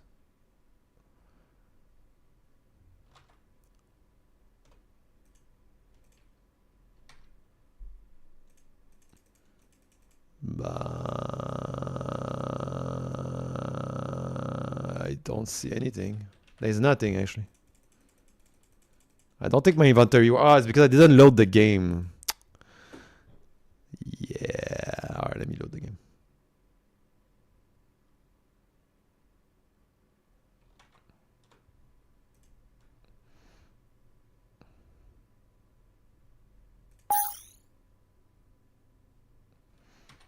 Ah, yeah. I have 35 slots actually, and everything seems to work correctly. Oh yeah, that's good. That's good. Oh yeah, yeah. Yeah, level up. Okay, yeah. It's actually working. Oops. I used my potion. Let me grab this. Nice, nice, nice. That's good. That's good. All right, we just need to drag now. I think there is a tutorial where you can grab item and move them with the mouse. It would be great. There is one actually. It's coming. All right, so now I can select them with my keyboard, my mouse. Everything is working. Okay, that's good. That's good. Progress, progress. It's progressing. It's progressing. Because now it's creating 20, right? It's creating 1 box per slot. Progressing. Okay? So theoretically, we could then really fill this up and get all the way down here. Okay, let's go. Let's continue. But there's some more changes we want to make to this inventory data as we prepare for our equipment. And so let's update our code. We need to be able to take into account that we're going to have some new inventory item types, the equipment. Okay. And we also want to kind of keep track of the fact that we're going to have some slots that are unique or specific to our player's inventory. And so let's start with the signal. This is very simple. We'll just add a signal called equipment changed. Okay, so anytime we try and equip something new, we can emit the equipment change signal. All right. I also want to, so let's talk about our slots. I made this 20, but I actually want to increase this to 24. Because if we look at our inventory, well, I have 35 over here for the slots, the equipment slots. Oh my god! There's going to be 1, 2, 3, 4. There's going to be additional slots. Okay. Oh no. So going back to the script, we'll just keep that in mind. But I'm going to put a variable in here that kind of keeps that. Takes. He's adding 4 slots for the equipment. Equipment slot count. God damn it! And this will equal. This will be an integer. And it'll equal 4. Oh no. So like 39. Oh, that's not sure this is a good idea, let me tell you.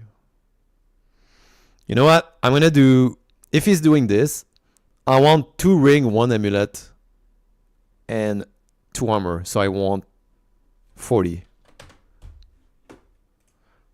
And so if you, for some reason in your game, decide that you want more slots, you could change that number. Okay. And then wait. Equipment. Wait, what he's doing? So he said, put the variable,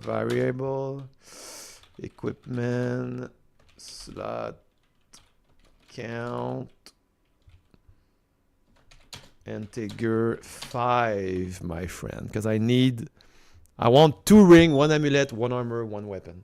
And that's it. I don't want more.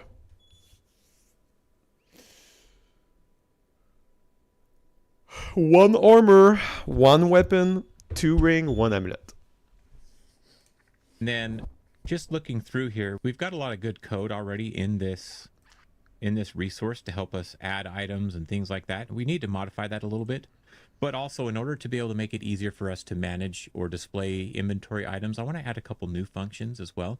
So we're going to add a function that helps us easily determine how many inventory slots we should have and how many slots are equipment slots, right? Okay. Because let's just run this again. Because I increased my inventory size to 24, now if I pause the game, it's like, wait, added 4 more slots down here. And we don't want that to happen, okay? But I do want to keep the equipment as part of the same inventory item because maybe just because of personal preference. I guess I don't have a great reason other than I kind of like that. It does also make it easier, I suppose, to save and load because then we can just save all of the inventory and load it with the same functions we've used in the past with just minor modifications. Maybe that's the primary reason I guess I made that choice. Oh yeah, you're right. Thank you. Yeah, you're right.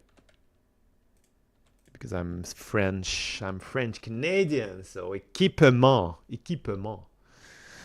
Yeah, so that's why. But if you don't like this, you could definitely split this up and have a separate array to track equipment and things like that. With all that explanation aside, though, what I want to do here is I want to create a function to get the inventory slots and a function to get the equipment slots. So let's make this first function, and we'll just call it inventory slots. Well, you know what? Let's get the... What's the name of this inventory data? Where is it? It's in...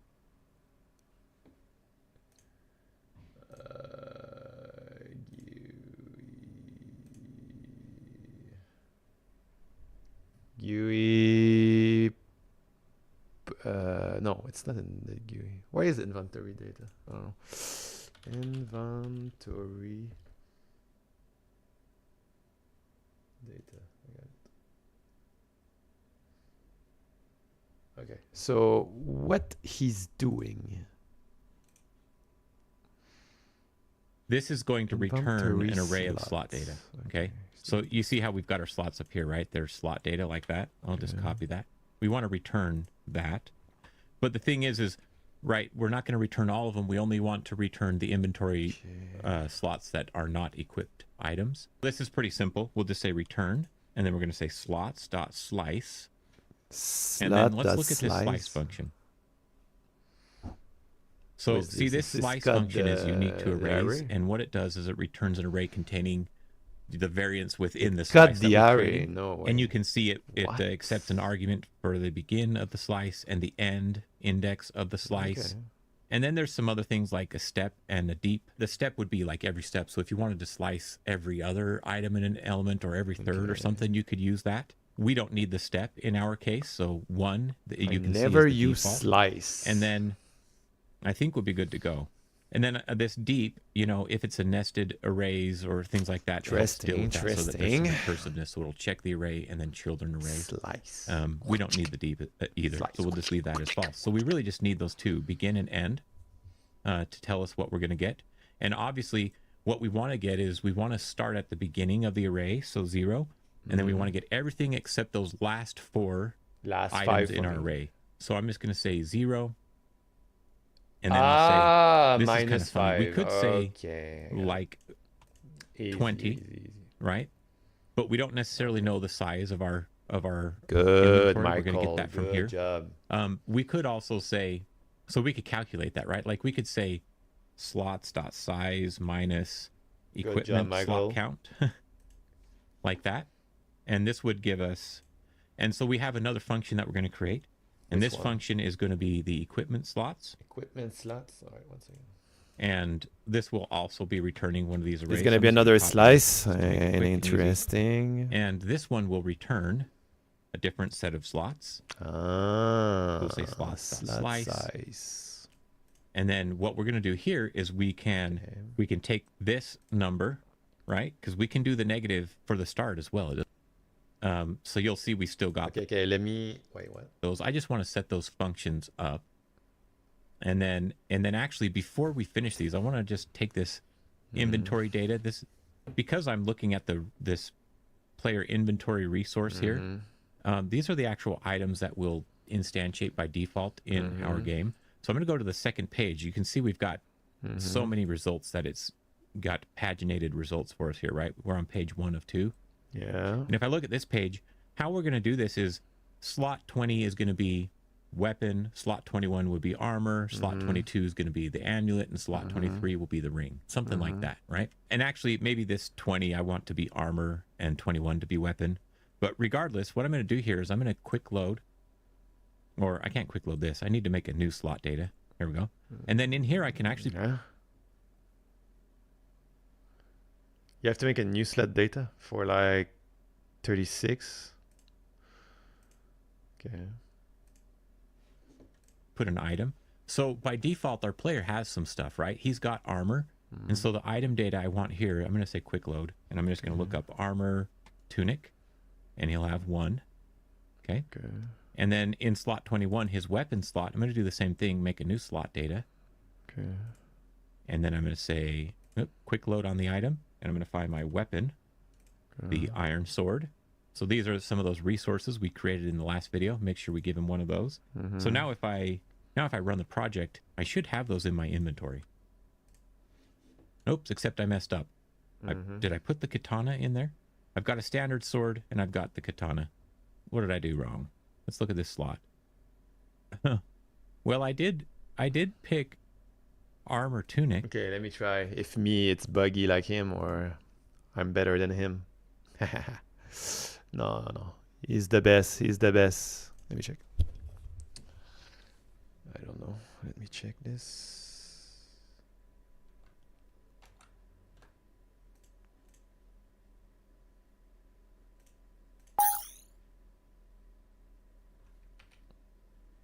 Yeah. So my last 4 slots Well, there's one thing wrong. It's not the first. It's not the first one. Huh? So it's 35. 1, 2, 3, 4, 5, 6, 7, 8, 9. So it's like the 0 is a slot? Maybe. So is it because 0 is it's a slot one? Oh, that's why. So 0 count. 0 count, 0 count. Okay, so 30, 39 then. 0 count. Let me check again. Yeah, it makes sense. Makes sense. So it's basically 35 exactly.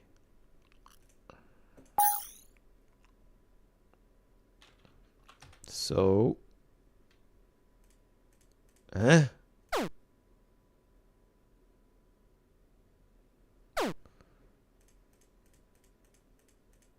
No, I lose it too. Wait, what the hell?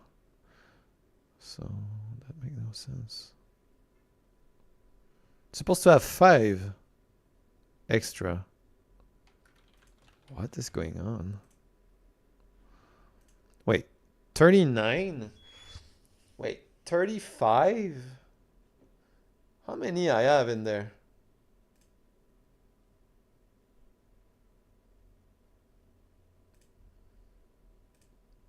Okay, let me count like a stupid. 1, 2, 3, 4, 5, 6, 7, 8, 9, 10, 11, 12, 13, 14, 15, 16, 17, 18, 19, 20, 21, 22, 23, 24, 25, 26, 27, 28, 29, 30, 31, 32, 33, 34, 35. And then I should have like, I think I know what's going on. So if I do this, well,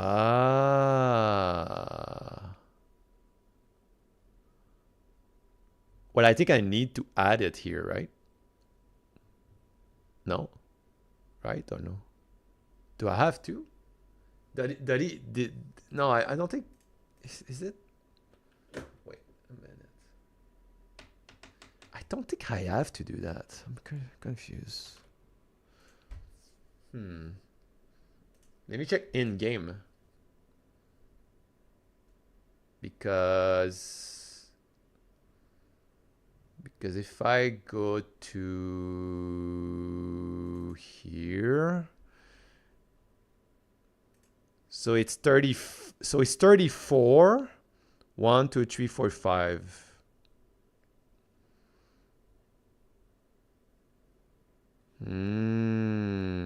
Yeah. So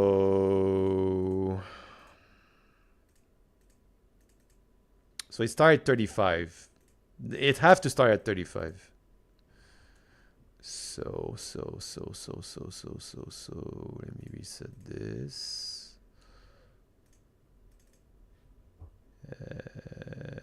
How do you reset this completely?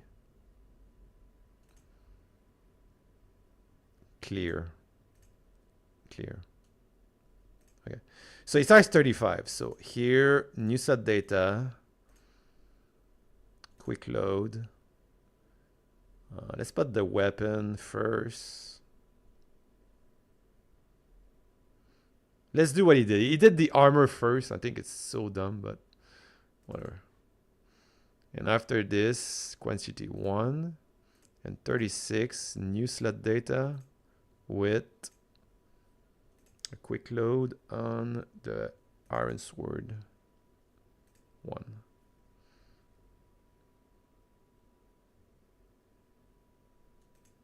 Wait.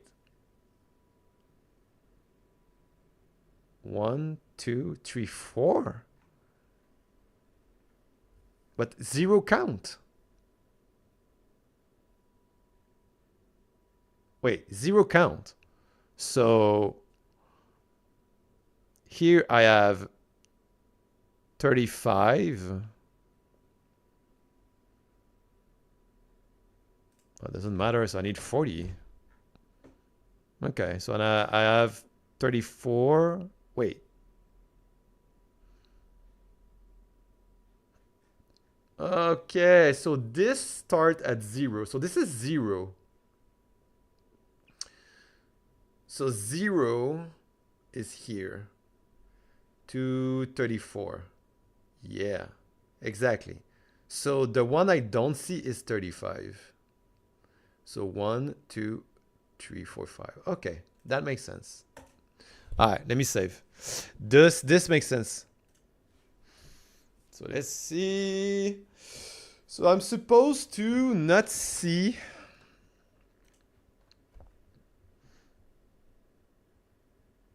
Let me check.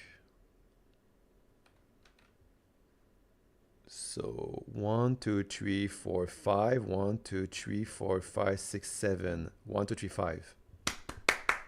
I got it. Perfect. So my 5 last slot is for equipment, and it's top here. That's good. Let me kill a little bit. Yeah, see? So we need to change this. But okay, so it's actually working, but there's some visual bug, but it's actually what I want. Okay, good. I fix it. Now what? Now what? But apparently I didn't save this properly. It's got an attack. This should have a defense. It's working. Or maybe I updated those values. So I guess we're moving the slot to another thing for the equipment. 1. Save that. And actually, let me find the resource down here real quick. Armor, tunic. Okay. Yeah. So I think I must have made a copy and not saved it properly. So let's just update this. Hopefully you guys didn't have this same issue, but no, I didn't make your mistake, Michael. I didn't. And then let me put a description in here. I'm gonna get rid of that line return because we've now got a much wider description box. And we just call this tunic and cape. Okay, I hope by updating this we're not ruining our katana. Okay, defense 1. Not ruining your katana. No, real quick. It's fine. So I'm gonna do Control S to save and open my katana. Okay, this is still a katana. And it still has attack. Okay, I think we're good now. So let's try running this again. Now if I look at my inventory, there we go. We've got our tunic. Yep. Is clean and pressed. And the sword, obviously we're going to get rid of this row, but just for now to show you, we're going to build some basic equipment into our default player inventory. And then as we equip things, what we're going to be doing is like, essentially, let's just pick up these items. If we equip, look at that, it resized, funny. But what we're going to be doing is like when we equip the armor, we're just going to swap this inventory slot with the armor inventory slot. We'll just swap those 2 items. And same with the weapon, right? They'll just swap. So even if your armor is like down here, we'll just swap it.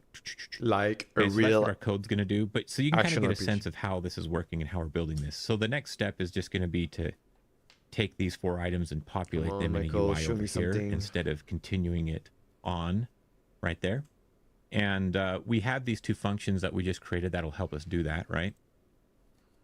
So looking back at our inventory data, we've got inventory slots and equipment slots. Well, let's go ahead and utilize that right now so we can get the equipped items out of our inventory array. And in order to do so, I'm going to close a couple of these bits of code here. How are you going to do this? We need to open our inventory UI script, which should be this one on the grid container. Yeah, okay. There we go. You can always just find that in your file explorer, right? But in here, we have a function to update our inventory.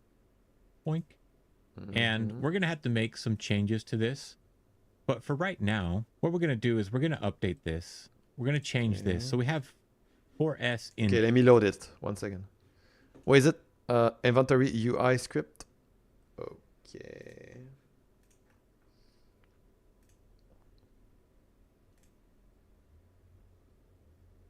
So you want to change the update inventory.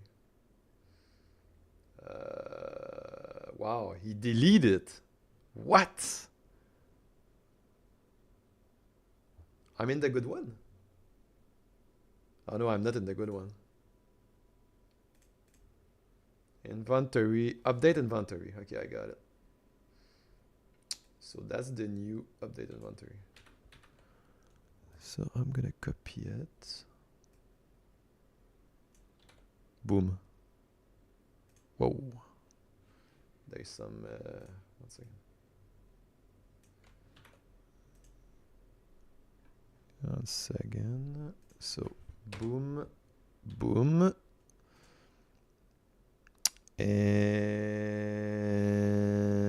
what's the signal?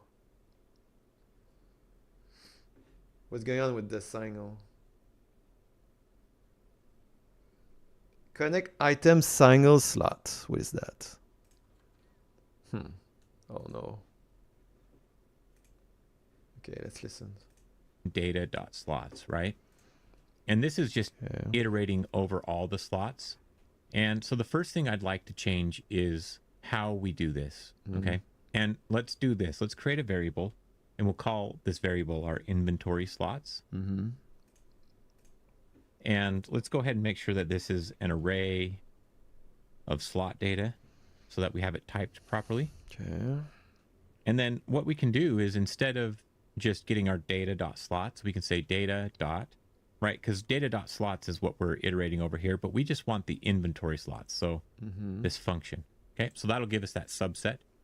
And then what we can do for right now, we'll change this again later, but for right now, I want to say for S in, and we'll just say inventory slots. Just like that. Now that should allow us to just have the 20 items that we want at the beginning. So if I run this one more time, boink, there we go. We've just got those 4 rows. And we don't see the equipment Connect slots, item right? signal. We don't see those extra 4 slots for the equipment. Okay? So there we go. Some updates, getting our inventory. Ah, it's another function. Oops. Now let's go back to our inventory data. Okay, and since we were touching this code, I want to make sure that we take our various slot changes into account when we're adding items. So here in our add item function in the inventory data, whoa. See, we're doing the same thing. We're just checking for the slots and making sure we can update it, and that's fine. We don't need to change this necessarily. But here for I in slots dot size, what the hell is this? what we want to do is we want to get the inventory slot size, don't we? So we can change slots to inventory. 1 second. What is this? Item button is connected on item drop. On item drop. He doesn't found on item drop. Okay, 1 second. 1 second. 1 second. On item drop. Ah, this is in another video, I think. That's why. Yeah. Because it's when you can put the mouse on it. Yeah. I think it's for another video. But, I mean, let's do it. And maybe we can deactivate it later. But no big deal. Whatever item.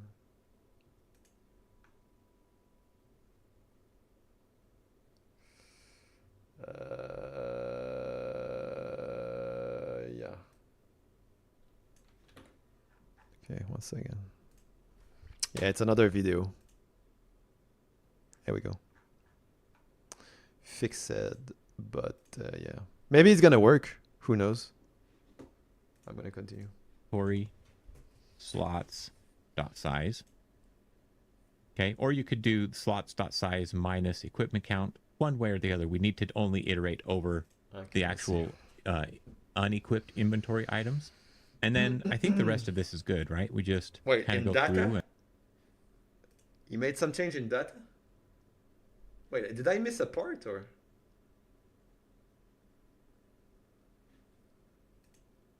Oh shit. I think I missed a part. Wait a minute.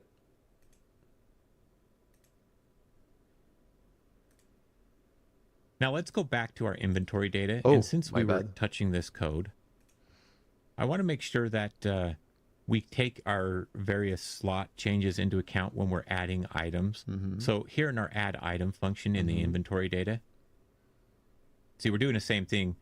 We're just checking for the slots and making sure we can update it, and that's fine. We don't. Okay, let me check. Let me get the code. Inventory data. Script. Inventory data. Add item. Okay.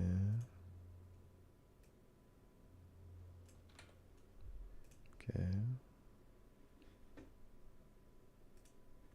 Need to change this necessarily, but here for I in slots dot size, what we want to do is we want to get the inventory slot size, don't we? So we can change slots to inventory slots dot size. Okay, or you could do slots dot size minus equipment count. One way or the other, we need to only iterate over the actual unequipped inventory items, and then I think the rest of this is good, right? We just kind of go through and iterate over them, and if we find an empty slot, then we can just add the item. But this first piece of code handles where, well, we already had the item, let's just add an additional one to the inventory, increasing the quantity, right? So we only needed to. Why I'm making this type of game? There's so much thing. And inventory with that. Blah, Let's blah, just blah. leave these changes alone for now on the inventory data script, actually. And Why let's I'm go not back just not to making our a game pause with menu, no inventory? and let's get this new container that we need for our equipment. Why? And what we're going to do here is we can kind of duplicate maybe this panel container, just like so. Okay, 1 second. So it's going there. So you duplicate this container, this panel container. So let me just duplicate. Let's move this to here, right? And then I'm going to drag it over. Now, obviously, duplicating this as is isn't ideal because we've got a whole bunch of stuff in here, not to mention this grid container's got a script on it. But really what we need is we just need to quickly get the same style of container and have something we can work with, right? And our inventory is going to be like 2 rows and like 4 or 5 columns. Well, 4 actual columns and maybe a spacer, which is great because we've got 5 columns here. So let's just go ahead. I'm going to take this grid container while it's selected, and I'm going to come. I want to get rid of the script that's on it because I don't want this inventory script on here. So just scroll down in the inspector and you'll find the script, and you can just hit this reset property button. There you go. It'll get rid of the script on it. And then we only need, we actually only need 4 of these inventory items. So I'm just going to select the rest and delete them. Sure. Okay. So here we go. We've got these 4 items. Not quite ready to go yet, right? I'm going to take each of these inventory slots and let's rename them. So I'm going to resize this just so we can see. So we've got the first one. So let's say inventory slot underscore armor. We'll call this one weapon. Actually, I want this one to be amulet. You'll see why in a second. Because we're going to put armor here and then weapon below it, right? And then we'll have amulet and ring. And so as the rows go, it's kind of out of order, right? So we've got armor, amulet, and then we'll have weapon as our 4th slot there. And then finally, the last slot will be called ring. Okay. And then we just need to add some other things in here to kind of space this out. And I'm going to go ahead and in the grid container, I just want to add a texture rectangle. Okay. So if you search for texture rect, you get this little control here.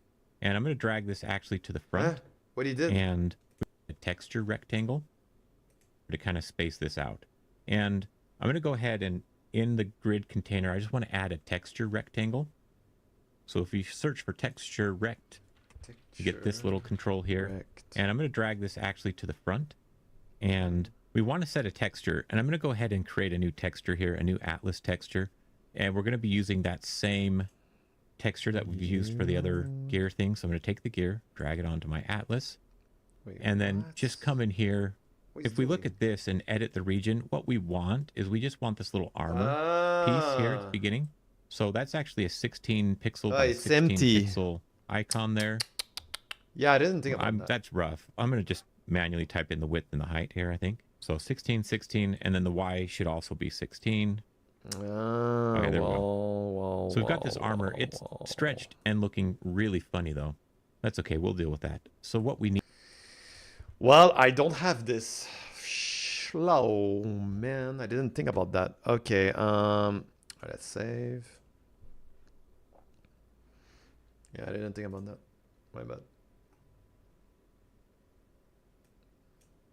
My bad. Alright, so we need empty 64. And do we have a demo, kind of? Not a demo, but...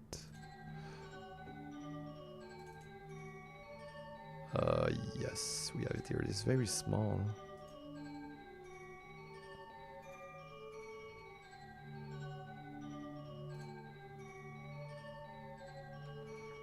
This is small, but it's gonna do the job. Yeah, so 1 second. Let me open this. This 64, auto access, sword,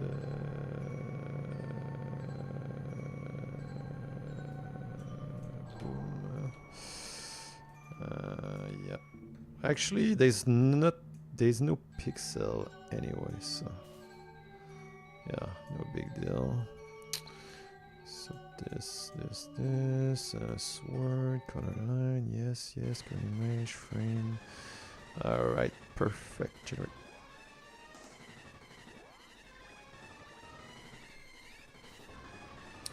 Did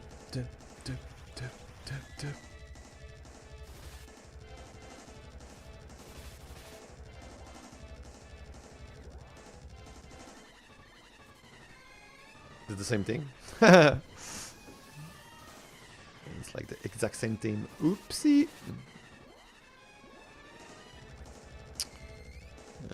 My bad.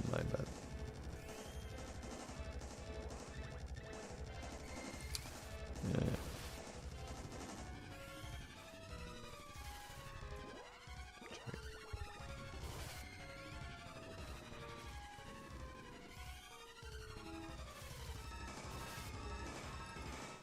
The wall is dead. The boss wall.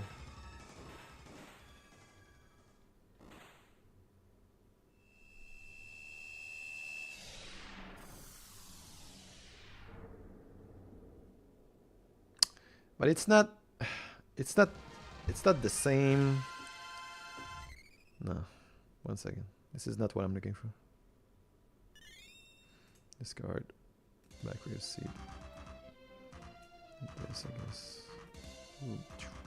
Let's try again. Let's try again.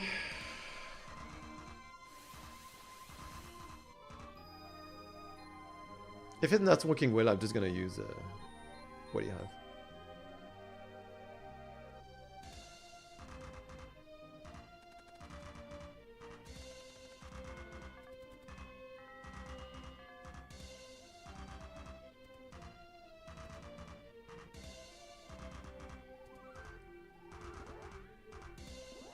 Yeah, that's what I want, but it's color. But I mean, it's just black and white, no? I didn't ask the thing to do black and white. It's perfect, actually. It's just... I said current image. Yeah, force color. Generate. Let me try that.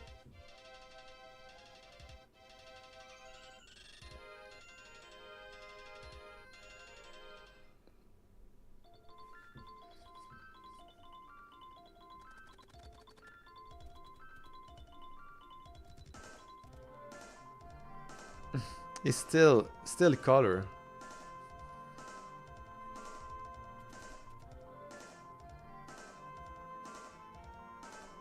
Ah, here we go.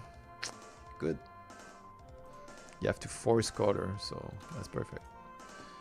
Yeah. So that's what I want. I want a 64.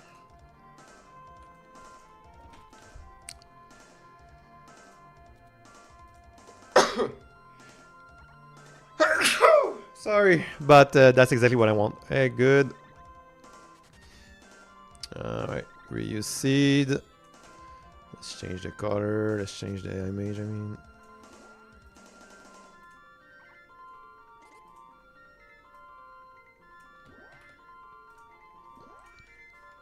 I don't.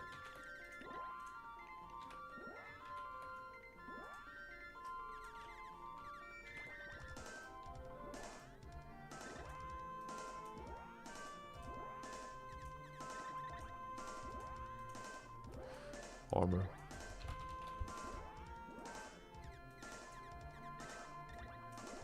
Generate.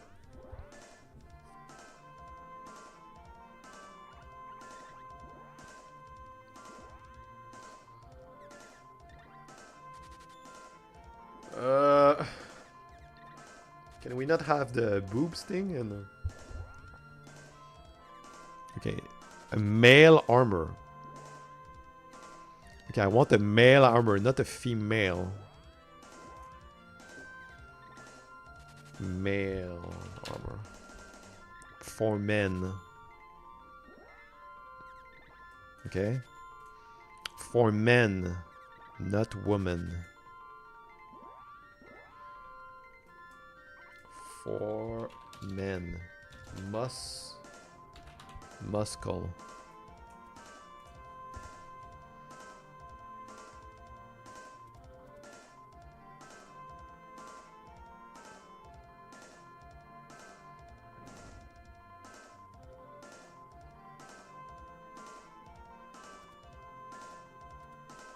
What the hell is this? Is that the face?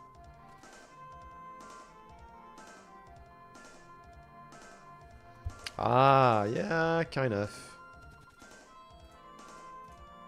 Just retry again, but that's almost this. So retry again. I'm more sure.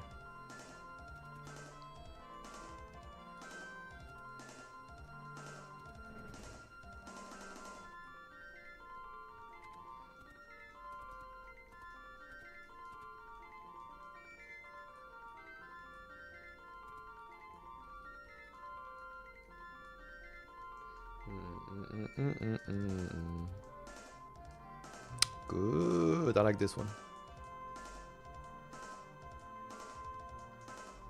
I like this one. I like this one. Yeah, sold. Let's take this one.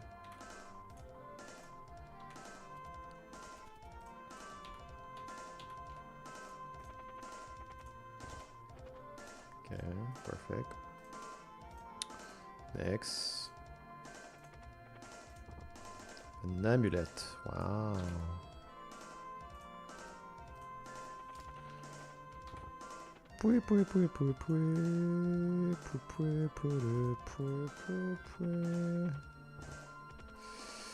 Yeah, let's go. Amulet. Yes, generate.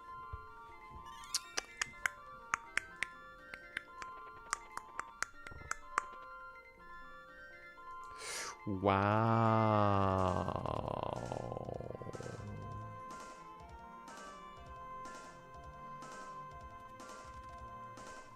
Okay. Just one more try on this one.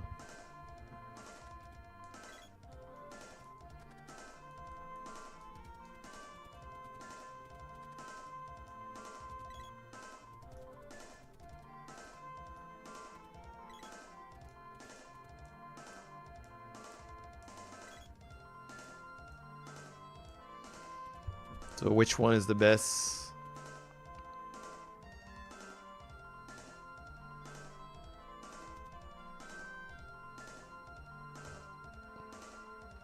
So this one or this one? Because this one looked like a ring. This one looked like more an amulet actually. This one. New. Here we go. And the last one. The ring.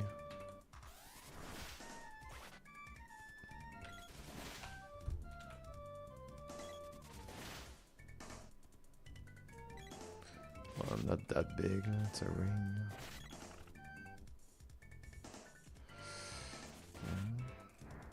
Whip wit. Whip wit. Whip wit. Whip wit.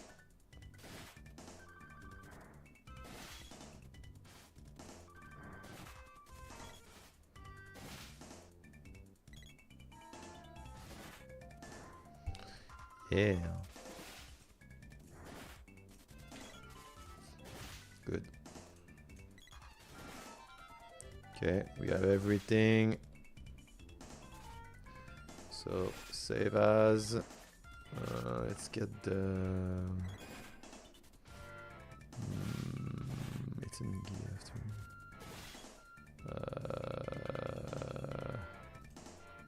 Empty.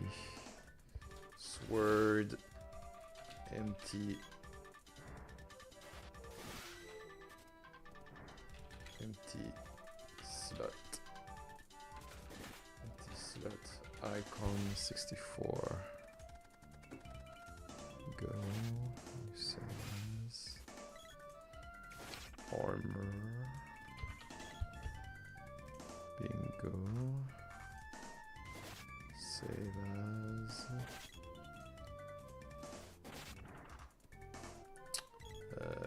Amulet. And ring. Good. Okay, so now let's take this.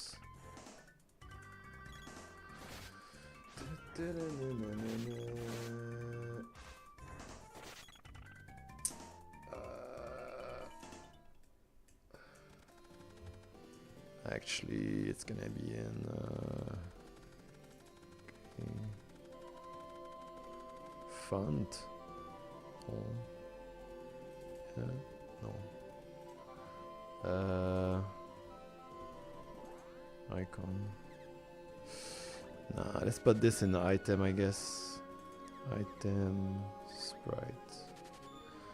Yeah. So let's move this.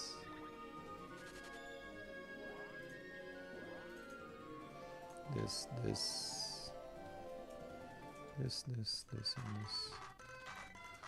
Put this here. There we go. Okay, we have it, boys. We have it. It's done. Back here. Okay, so what do we have to do again? So we have to change. If we look at this and edit the region, what we want is we just want this little armor piece here at the beginning. Wait, so that's actually a 16 pixel by 6 search for text go. It's kind of out of order, right? So we've got armor. What he's doing? I'm confused. And then we'll have weapon as our fourth slot there. He's using the and then texture finally, rec. the last slot will be called ring. Okay. And then we just need to add some other things in here to kind of space this out. And I'm going to go ahead and in the grid container, I just want to add a texture rectangle. So if you search for texture rect, you get this little control here. And I'm going to drag this actually to the front. And we want to set a texture. And I'm going to go ahead and create a new texture here, a new Atlas texture. And we're going to be using that same texture that we've used for the other gear thing. So I'm going to take the gear, drag it onto my Atlas. And then just come in here. If we look at this and edit the region, what we want is we just want this little armor piece here at the beginning. Wow. So that's actually a 16 pixel by 16 pixel icon there. That's perfect. I'm going to just manually type in the width and the height here, I think. So 16, 16, and then the Y should also be 16. Okay, there we go. So we've got this armor. It's stretched and looking really funny though. That's okay. We'll deal with that. So what we need to do is we need to adjust some of the settings. So right here, we've got expand mode, keep size, stretch mode, scale. Let's change this stretch mode to keep centered. And then if we go to our layout and give it a custom minimum width and height of 32 pixels so that it matches these, now it fills a nice little grid there, right? And it's just got our armor icon in the middle. So now I can just take this and duplicate it a couple times. And then we'll just adjust these and sprinkle them throughout. Wait. And it's just got our armor icon. Okay, so you put a 64. Okay, and duplicate. Interesting. But in the middle. So now I can just take this and duplicate it a couple times. okay. And then we'll just adjust these and sprinkle them throughout so that we have one next to each. He want to. Okay, why? Why is doing this? Why is doing this? 1, 2, 3, 4, 5. Okay. Piece of the inventory. And actually, I'm going to take this second texture rect. I'm going to duplicate it and just going to clear the texture on that one so that we've got a nice space. So icon. What? Slot. Duplicate.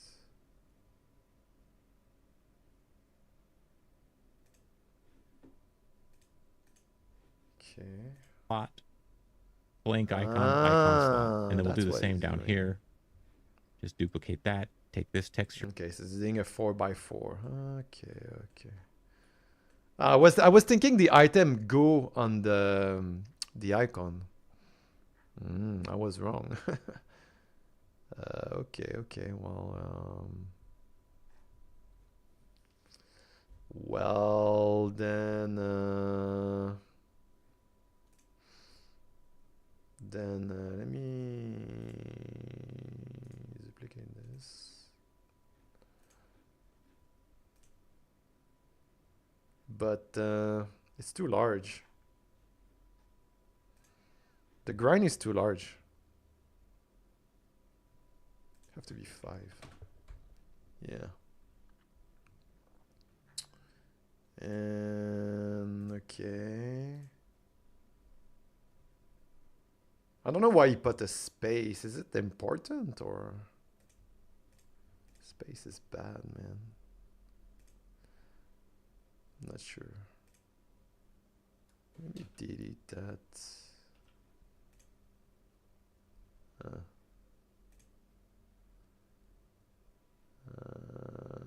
Duplicate. No, wait. This one. Okay, so like this. But can I resize this? Good question. It's too big. Can I resize this? Yes, I can. Okay, good. All right, perfect. Oh, that's good. It would be more cool if it's in the middle too. Like the amulet, like weapon, armor, amulet stuff. Like the first one I was said, he said armor, but why did he put amulet into?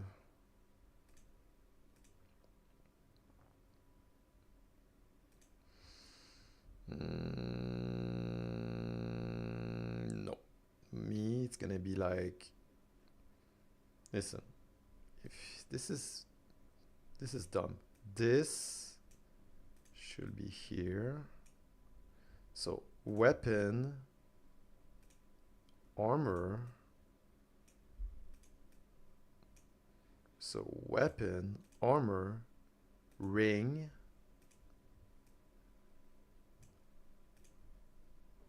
and ring 2. So ring, amulet. Now it's good. Alright, let's put the image. So first one is gonna be not this thing. Clean. It's gonna be armor empty. No, not armor. I just put armor. Quick load. Sword empty. There we go. Armor. The this one is gonna be quick load ring. Yes. This one is gonna be ring. Second ring.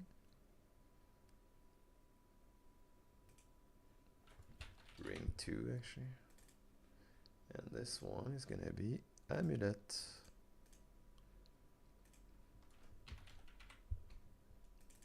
Man, that's what I'm talking about. That's what I'm talking about. There we go. Direct. Boom. So that gives us the perfect spacing that we need for our grid and panel container. Now I should be able to resize this now. Yeah. Very nice. And in fact, I should maybe just resize it the smallest it can be. And then just take this whole container and drag it down. That's what I'm talking about. Okay. And voila. It's starting to actually look pretty decent, I think. I will definitively put the item on the icon, but whatever. So let's just take each of these icons and update them. This will be our amulet. So we just need to come in here. And let's see. We'll go to edit region. The amulet is this, this top right one. So whatever that, I'm going to come in here and type it. That's 16, 0, 16, 16. Okay. Now, I made a mistake because these are all linked. So let's undo that. Noob mistake. What we need to do is for each of these textures, before we change this atlas, we need to come in here and say make unique recursive. And then just put the X to 16. There we go. Got our I didn't icons. know you can do this, mate. So now we've got our gear inventory kind of set up and ready to work with. And so what we need to do is be able to display the actual items that are equipped in these slots. Okay. So let's go ahead and take care of that next. So we're going to take these inventory sections, and I've got names and I've kind of got them all set up. But where are we going to handle this? And I think the inventory UI script is a fine place to do this. So let's go ahead and just go back to this script. What I want to do though is I want to get a reference to each of these. So I'm going to take the ring, weapon, amulet, and armor inventory slot nodes and just drag those in here. Get a reference to them. And actually, hang on, before I do that, in case we move them, let's access these by their unique name. Boom. Okay, much cleaner. Inventory slot underscore armor and so on. So now we have access to these, so we can handle these uniquely. We're gonna write code specifically for each of these slots. Okay. Okay. So let's look at this update inventory. So what I want to do is we've got our inventory slots, and we've kind of made a reference here. And here we're looping through the inventory slots. And one thing I want to do is instead of iterating over this, I want to change something, because there's something I had mentioned at the beginning of the video that I don't love anymore, and that's instantiating a new little node every time we do this. And I really don't like that approach anymore for this, because it actually makes the equipment part a little bit more difficult when we actually go to equip items. And so let's go ahead and address this now. I'm going to go ahead and delete all of this here. Okay. And we're going to change this loop too. So instead of iterating over the inventory slots, I'm going to change this. We're going to say for I in, and then we're going to get the size of the inventory slots. Okay, so we're going to iterate over it by if this inventory slots in here. We still need to find the slots. Now we only need to remember where at that slot keys. All we're going to do is we're going to say clear inventory, set slot data. Okay, 1 second. And then I don't have this thing. In inventory UI. Inventory UI.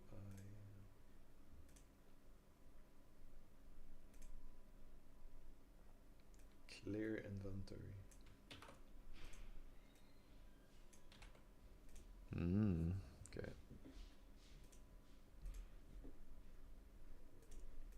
We're just going to pass in a null value, and then we need to do one more thing before this will work. So instead of removing the nodes, we're going to put a null value, which is like no item, right? But then the update inventory will go through and assign the correct item as needed. So we still are kind of clearing the inventory each time we load it and then setting it, but just in a different fashion.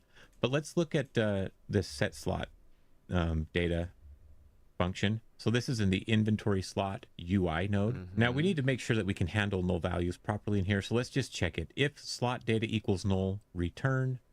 That's okay. But we actually need to go a little bit further because slot UI inventory. Okay, 1 second. So script slot UI.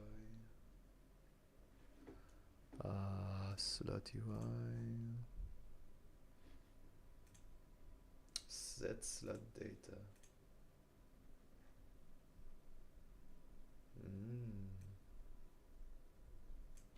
Okay. Okay. If there was an item there and then it becomes null, we want to clear the texture and the text label. Okay, so here in the null condition, we're going to say texture rect, right? See how we're setting the texture and the label? In fact, let's just copy those 2 lines of code and just paste them. So if it's null, then we'll put a null texture in here because you can assign a null to a texture. And then this label text, instead of setting it to this string, we're just going to set it to an empty string. Okay, let's go ahead and save that. Hopefully we got all that working. Let's run the project here. And I'm going to grab a couple items. Okay, here we go. We've paused the game. Inventory still working, no bugs. And we can even come over here to our equipment. We haven't yet populated the equipment though, have we? So let's go ahead and take care of that. But okay, let me test. I don't know how it's going to work or not, but...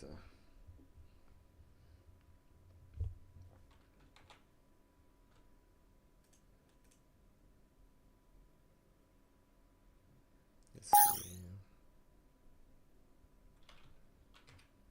A crash. What I did. Set base null instance. Inventory slot armor ready.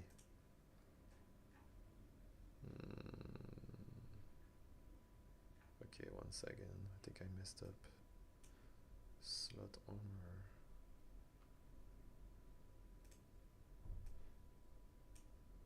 Oh boy.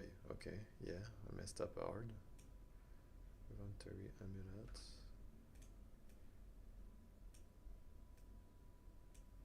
I didn't put it in percentage. Yeah, 1 second. Okay, yeah. So for this, you have to do access unique name. There we go. Access unit name, access unit name. Yep. Now it should work correctly. There we go. Let's try again.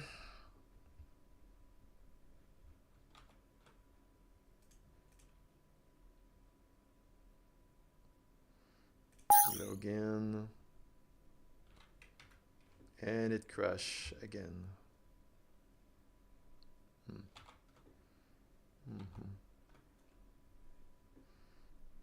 Same error. What I did? Okay, let me try something else then.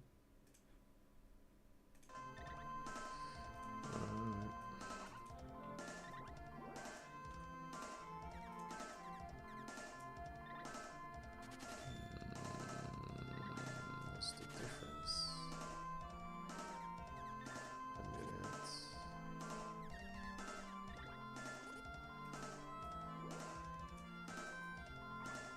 Don't think it's supposed to bug.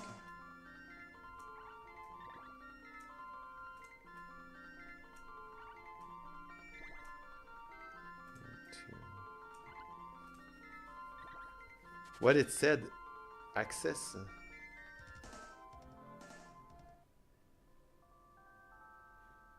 What I did wrong.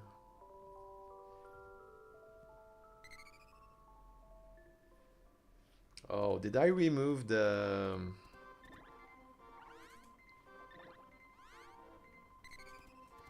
One second. No, I didn't clear that. Clear and clear. Okay, let's save again. And let's try again. again. Oh my god, it's so dark.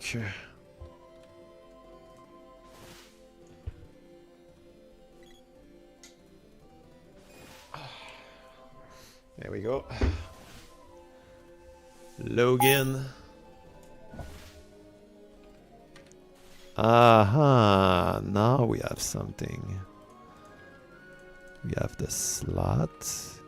We lose the focus for sure. Oh, no, no, no. I have it. Here we go. It's good. Yeah, it's working. It's working well. Okay, nice. Okay, it's working. Let's adjust the UI a little bit. It's there. Yeah, so let's put this down. Like this. Let's try again.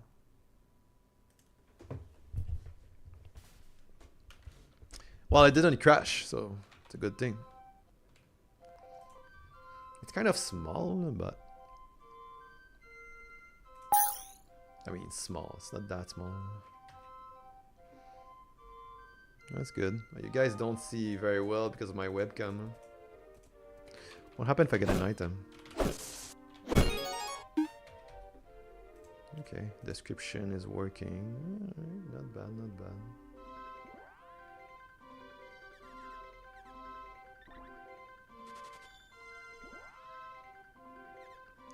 Not bad.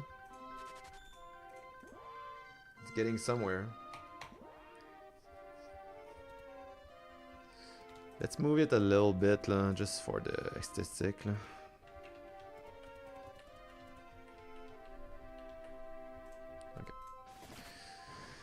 Alright, that's good. Yeah, I mean, it's progress for sure. You can see that this is already working a little bit better. Okay, so back to our inventory UI script. Here where we said update equipment slots. We just need to handle that here now.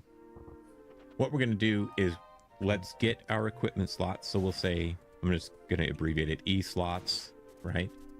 Take each of our inventory. If we look at this player inventory, boink, right here. So the first item that I'm referring to is the first of those last four. So that's our armor, and then we'll have weapon is the second, which will be for index 1, right? Because instead of 20, we're subtracting 20 essentially, or we're only looking at these last four, so it's 0, 1, 2, 3. Okay, so we're gonna have inventory slot. I'm just gonna copy this whole line and paste it, and then let's just update these. So the next inventory that we want to update is weapon, and this should use slot 1, and then we'll set the amulet. Wait, he's using the first one. 2, and lastly, the ring, and this should be slot 3. Okay. 3. Okay. So that should be enough to get our inventory populated. Let's take a peek. And actually, I can just pause it. Awesome. You can see, there we go. We've got our tunic and our standard sword in those inventory slots. And we can see the other things here. I want to make one more change. I think having the quantity on these items is... How it's working and me it's crashing. What? Wait, that's... because it was not the good kind of item, maybe? Because it's supposed to be a weapon, so... Sword? 1? Okay, let me try this. 35? Yeah, maybe that's why.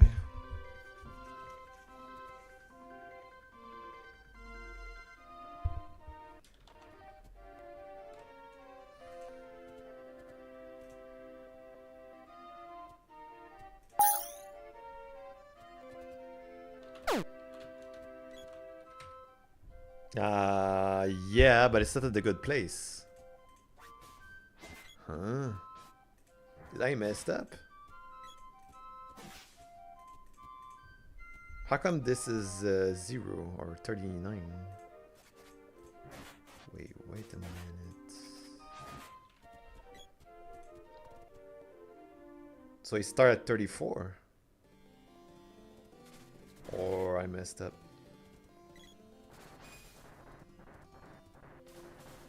That is weird.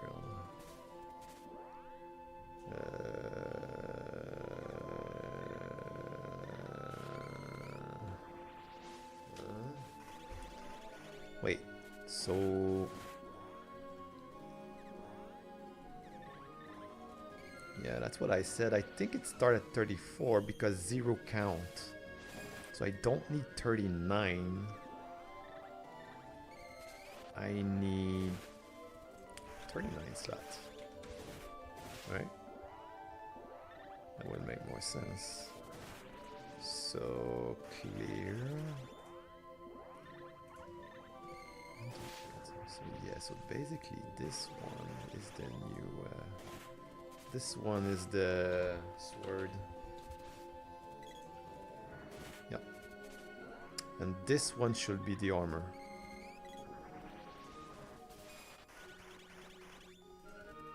You know?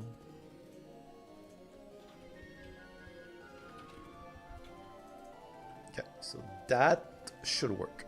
Let me check, but that should work. Oh my god.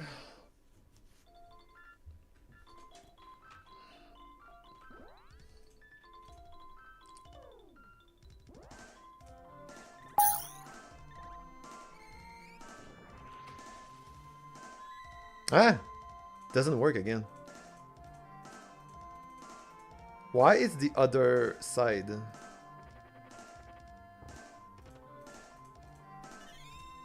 Armor and sword, and it's not the good thing. What the hell? Dude. Did I mess up the...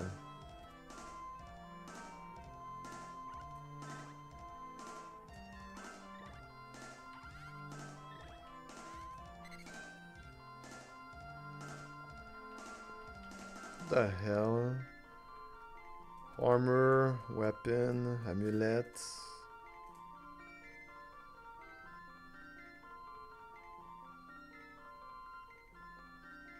Oh, yeah. So armor is first, you can see here. Well, you know what? I'm just gonna switch it. There we go. That'd make more sense to me.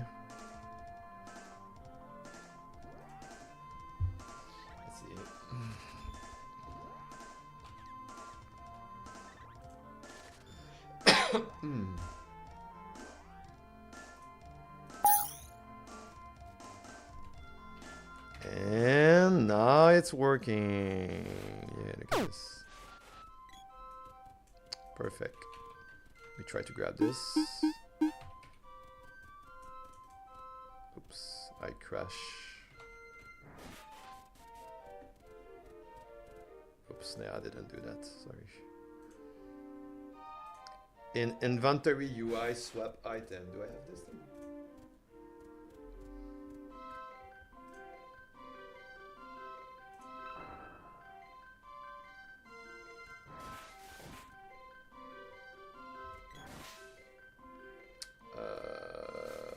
Oh no, he's looking for data thing. Okay, we're not gonna try to swap item. Huh? Okay, so yeah, it's working great. Very great. It's okay. But I don't like how it looks, especially when it's equipped. There's a couple things we could do here. We could remove the count only if it's equipped, or we could assume that there's only one of these in the game. And, Yo, Daxuki, you know, depending on the type of game you're making, you're going to have to make a judgment call. What works better for you? For me, because I don't imagine the players purchasing lots of the same item, I think there would only be one of each item in the world. I think that's how I would personally want to handle a game like this if I'm making a smaller scope game. So I'm simply going to just assume that there's only one. And on the equipment, we just won't display this number, okay? So let's go ahead and address that real quick. Now we can just go back to our inventory slot UI here. And where we're setting our text, let's just make a change. So see, we just came in here and said that if the data is null, make sure we clear those textures in the text, right? So when I'm talking about this item data right here, that these of type item data, when we set this up and when we were working on this, and we'll do a quick refresher. Looking at we've got item data. Okay, so when I'm talking about this item data right here, that's one of these of type item data. But our equipment items are equipable item data, aren't they? Which extends from item data, but it's a unique class. So let's take that class name and let's come in here and we'll just say if that item data is an equipable item data node, okay, then we will handle it differently. And then we can say else. You know, if it's not, then just do the typical thing. So just put the quantity on here. And so then in this case, we'll just do the same. We'll just make a... And let's pick these up real quick. Okay, there we go. I just removed the number. Okay, let me try.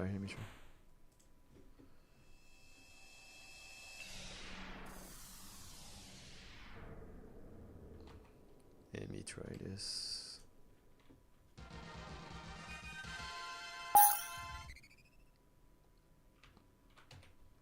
Oh yeah, the number is not there, but let me try. Yeah. Why is the sword I just take? Huh?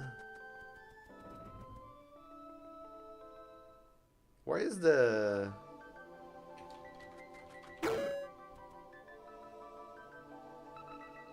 Secret of Mana was such a smooth counter movement. The control feel incredible, responsive, recent game feel way too slushy in comparison.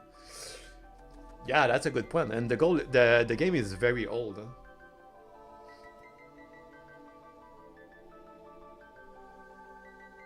Yeah, you're right. I will try to make it smooth. I will try. That's gonna be one of my main first thing I'm gonna do is the combat. Combat have to be smooth, you know, and very responsive, you know. That's gonna be very important. For now, it's not that great. So why, like, I don't see the sword when I take it? That's very weird. Yo, let me reload. So look, if I get the sword here, why I don't have it? If I get the armor, I don't have it. It's there, but that's very strange. Yeah, this is weird. It doesn't add. Yeah, this is not correct. No more item counts on my weapons. And the inventory is still working. I can move through, select them, see the descriptions. What we haven't done today is make it so that when we can actually equip and change items. And obviously something is wrong.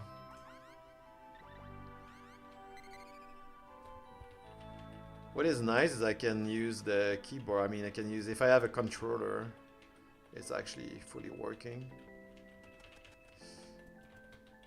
No, it's fully working.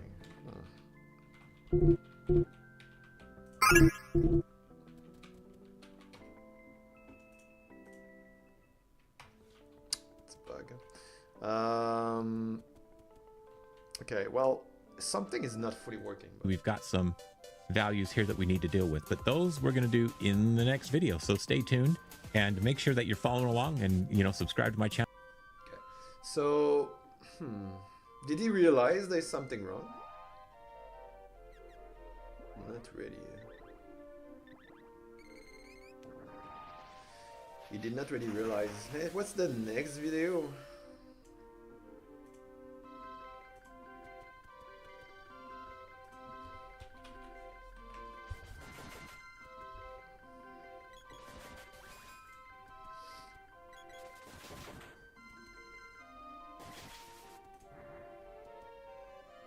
The next video is about Michael.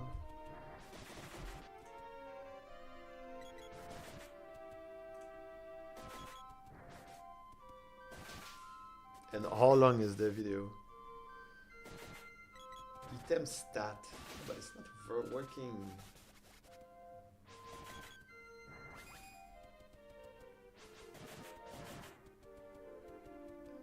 Let me check this. In today's video, we're going to continue to update our equipment system, this time making it so that as we hover over our equipment, we can see what stat changes we'll receive from equipping them, as well as actually make the changes affect our player, as well as the damage and defense that he has. He made an update actually.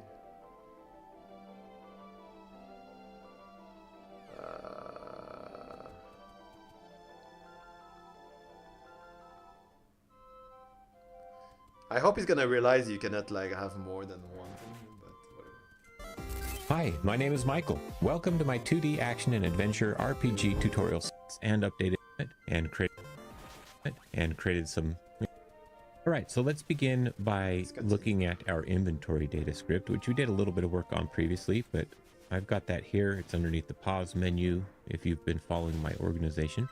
Now this script, right, is a resource that contains our inventory and has a lot of helper functions to allow us to manipulate and do some things with it. And we've already gone through and updated this. We added this equipment changed signal. Yeah. And you'll notice if I search for it, we're not actually calling the signal anywhere in the code, so we're going to have to do that at some point today.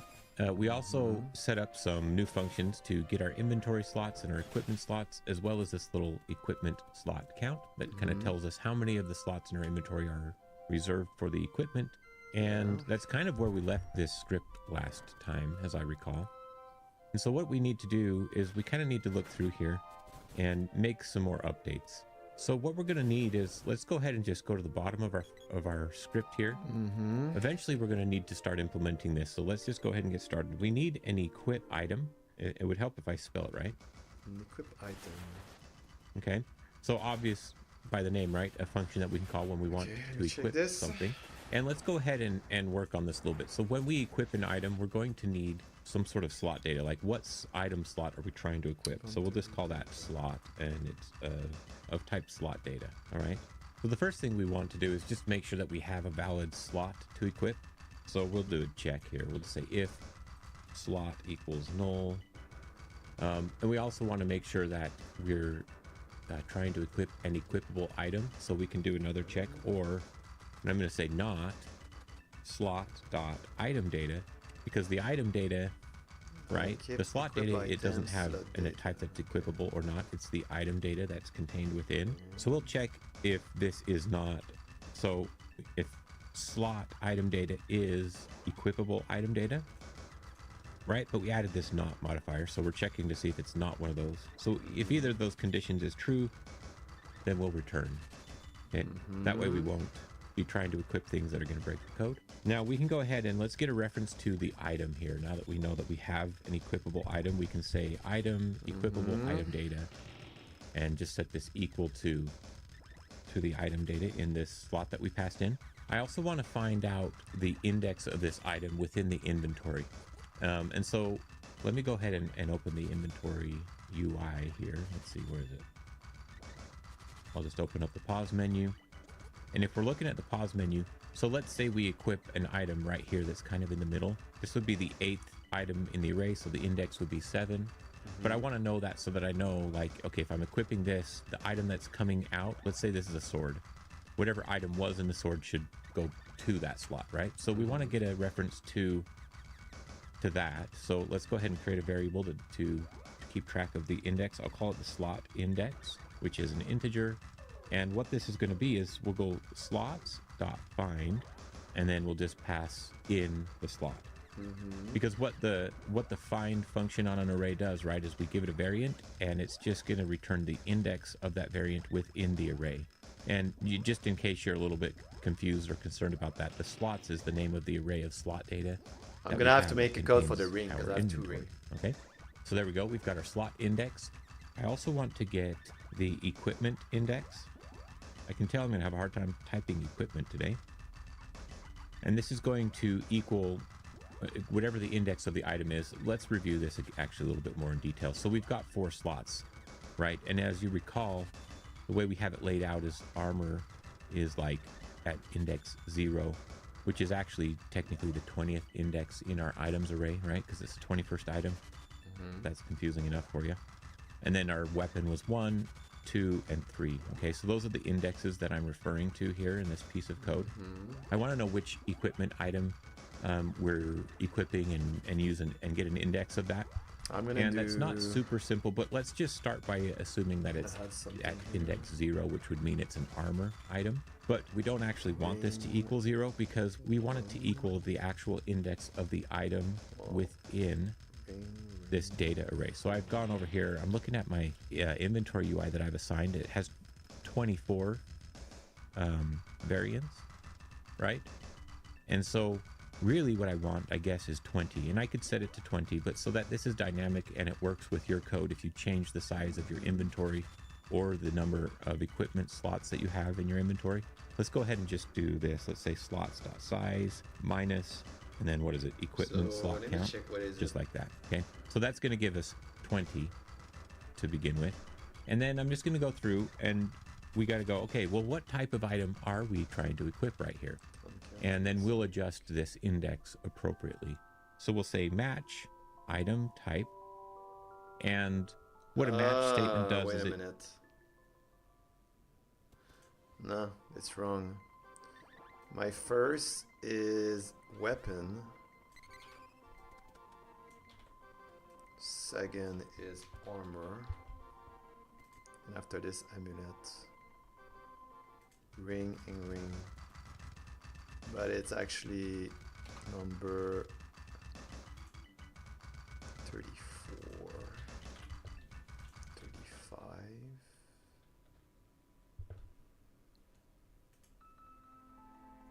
36, 37, and 38. I'm gonna need a special coding for the ring. But it takes this variable that we pass in. I feel I'm doing the Curse of Tristram again. Match it to different conditions. And this item type, if you recall, let's go ahead and look I at had the this problematic in Curse of Tristram like type 5 years ago armor, amulet, about the double ring. Okay? This is what we're comparing against, because see the type here. And now I'm back into that problem. A variable of this enum. It's crazy. Okay, so if the item type is, and how we can check against that is we can actually say equipable item data. Please have experience. Type with a capital T because we're referencing the enumerable, and then dot, and then we can say armor. So if it's of type armor, then technically we don't have to do anything. But what we're going to do is we're just going to increase the equipment index. So we'll say equipment index plus equals 0, and I'm going to go ahead and just copy this, and you don't have to put that pass in there. I just like how it looks. It helps me read it a little bit more easily.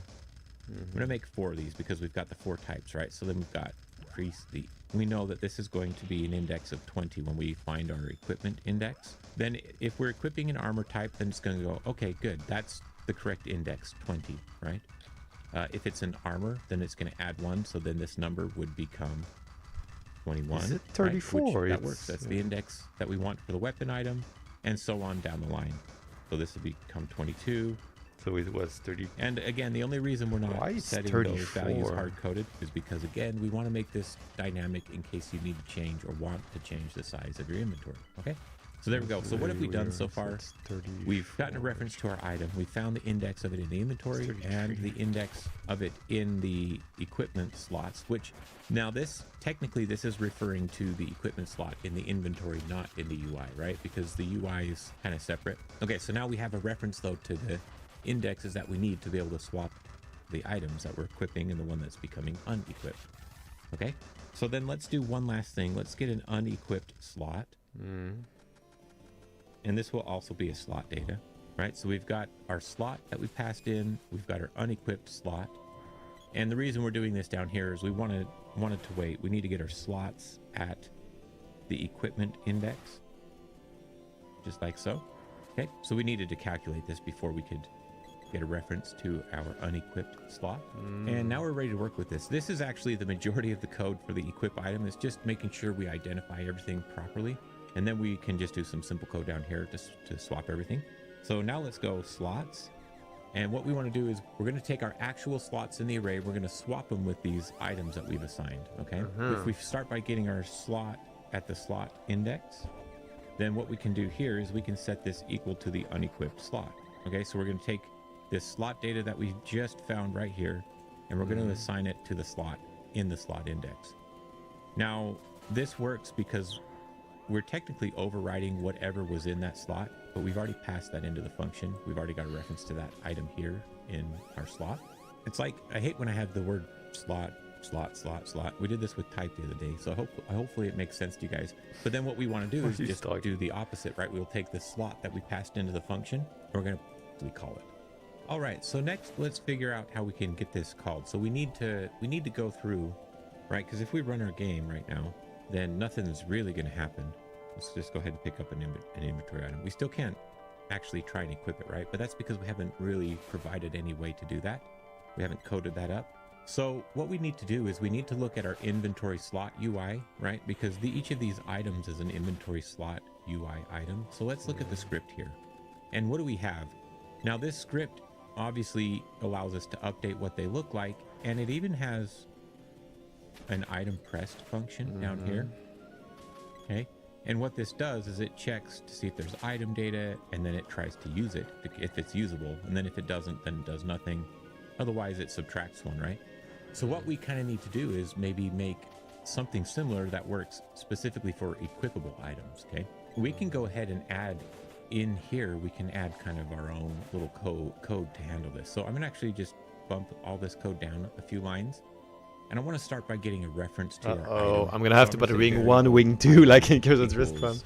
And then we're just gonna do the slot data.item. That remind me some nightmare. Because we're gonna reference this more than once, and that's a lot to type out every time. So now we could replace this item presses. All right, let's get the code right here, and that should still work. But what we also need to do, see, this code down here is fine if it's a normal item. We can check to see if it's usable, but for an equipment item we don't want to do any of that code, and we want to do something different. So we'll do a check if item is outside drag data, then we'll do something different, and then we can return, right? And really all we need to do is we just need to go to our player manager and grab the instance of our inventory data, because that's where we've just been working, right? And just call this new equip item function that we wrote. So equip item, the global mouse and position this requires distance, a slot data position, which each of these inventory UIs has a slot data inside of it, right? Or as part of that node. So we just pass that slot data in, and voila. Okay, so if it's an equipable item, we'll call that function and then return. Do nothing else. Otherwise, we'll check if the item was able to be used. All that code happens as usual. I think we're going to run into a bug here that we're going to have to fix, but let's just go ahead and run the game real quick. And I want to pick up this armor and just try and equip it and see what happens. Nothing. I'm going to close that and reopen it. Okay, it did do it. So it's actually working. We're just not updating the UI. Pretty cool. Wow. And apparently I can swap a sword and an armor. That's not good. So we try it. What do you do? It's actually working. We're just not updating the bug here that we're going to have to fix. But let's just go ahead. Nothing. Okay. I'm going to close that and reopen it. Okay, it did do it. So it's actually working. We're just not updating the UI. Pretty cool. And apparently I can swap a sword and an armor. That's not good. But let's go ahead and work on these issues here. So what we need to do, right, is we need to connect to this signal that we have in our inventory data. And we actually need to respond to that, okay? And if it's not super obvious, because actually I don't think it is necessarily, but where we need to respond to this is within our equipment UI. And there will be other places that we can respond to this signal as well. It's kind of the nice benefit of signals. We can say, this guy's going to update its equipment, and it doesn't have to know who cares. It can just emit the signal, and then anybody who wants to care about that signal, who wants to respond, can listen for it. So let's go to our, I think this is grid container has it. Yeah, the inventory UI on our grid container, right? That handles all of this stuff. In here, we need to connect to that signal, right? That's one obvious place. So I'm going to just come in here in our ready function. And we've already connected to one signal on our data.changed. So here let's do data, because the data is inventory UI. A reference to our inventory data. Okay, so data dot, and then what was the signal? Equipment changed dot connect, and then we can just use this on inventory changed. We can use the same function. Should be fine. Let's go take a look at that and make sure that that's true. So on inventory changed. Now there is one minor issue. I think we want to change this code a little bit. but it should mostly work. Let's go ahead and run it and see what happens. On inventory change. Error here. Where is this? Oh, maybe not. Except we've got something weird going on where like I can equip a shirt in my sword slot. Okay. But that's good that it's kind of working. But what we need to do is we've got this on inventory changed. I want to look at this though, because if you recall in our last video, let's look at the update inventory function. You see what we did here is we said apply focus. This used to require us to pass in an index of the item that we recently changed. But we redid that code in here and we never accounted for that change right here. So what I'm going to do is I'm going to pass, or I'm not going to pass the index anymore. In fact, I'm going to get rid of that. Okay. And I'm not even going to clear the inventory because we are handling clear inventory in our update inventory now on the first line. Okay. So all we really need to do is pass in whether or not we need to That's not what you do in his main yeah, it's not what he's doing actually. Let's just do this. Inventory change false. And yeah, that's it. I'm missing focus, I think. No, I have it. Clear inventory, ready. Do I have clear inventory? I have clear inventory. Is that missing something? Connect item signal. I have this? Yes. Okay, I got everything now.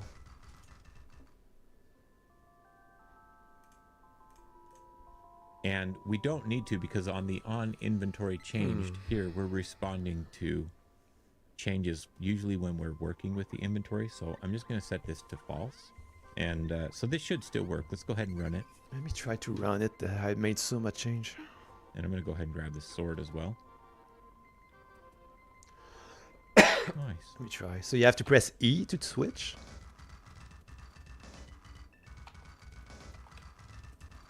I don't even know.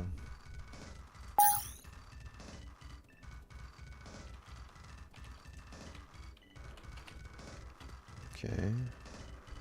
Oh, there's an item already. Okay. So I press E, but nothing happened. Is that normal? Or?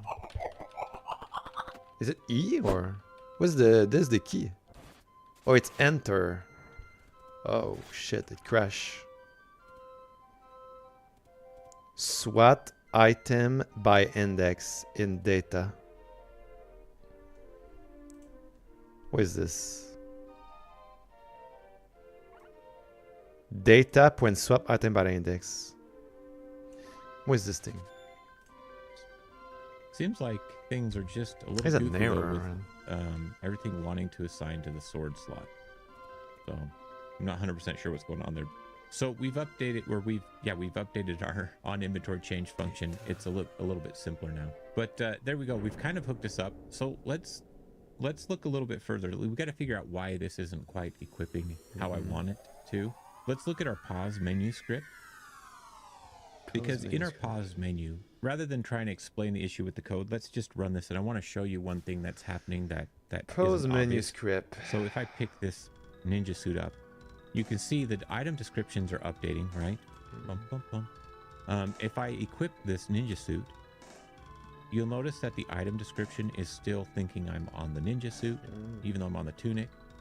So you can see there's kind of like a data synchronous kind of issue happening. That's one of the problems that we had to deal with right here. Okay. And so what I want to do is in this pause menu, I want to add a function, I guess. Okay. We'll call it focused item changed. We'll just do it down here by the update item description. Okay, so function, and we'll say focused item change. And what we need to do is we need to pass in whatever slot was focused. Okay. Preview stat. And we'll start by saying if there's a slot, you know, meaning as long as we pass something in, then we can handle the code. And let's actually handle the else real quick. Preview stat the scenario where we don't. If we don't have a code, then we can say update item description, and then we'll just pass in a blank string. Otherwise, up here, we still need to check that we have item data, I guess. So we'll say if slot.item data, just to be safe. And then we can say update item description. And here we can just pass in the slot.item data dot description. All right. And then in the next line, I'm going to make a comment. We're going to want to come here and actually update the stats eventually. I'm getting slightly ahead of myself in the tutorial, and we'd want to do the same down here, I guess. There we go, the tunic. And then, why is it making me equip armor and a sword after I've done it once? This is something I'm not quite sure about. So what this tells me is we have a problem with our resources. So I'm gonna let's look at these. We've got this, like if I look at ninja suit, it's an armor, but if I look at the tunic, I still have this set as a weapon. I had an issue in the previous video where this data was not saved, and apparently I didn't update that. Let's check out the weapons as well. Iron sword is a weapon, and so is the katana. Okay, that probably fixes that one little error or issue right there. Hopefully that was all that was.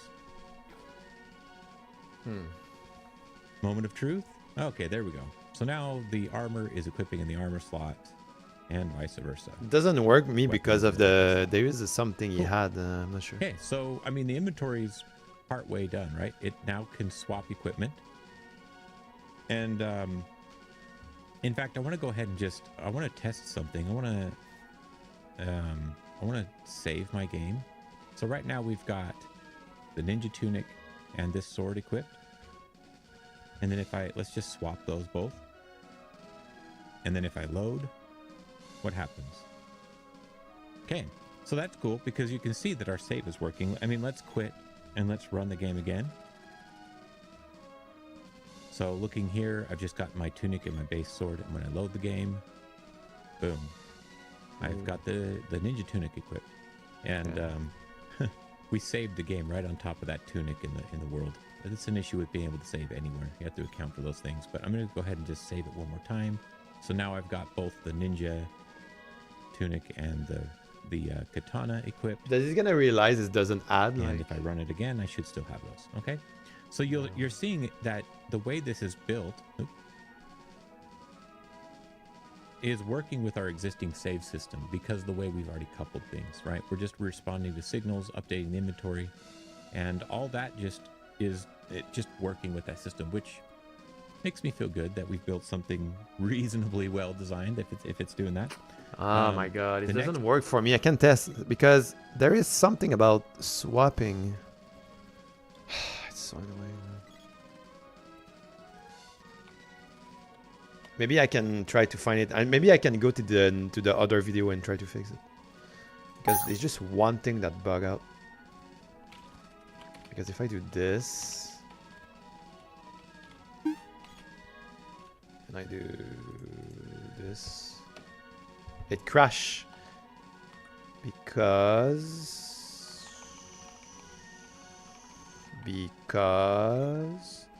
of this data swap item by index. It's in data. Why is this? I need to find this.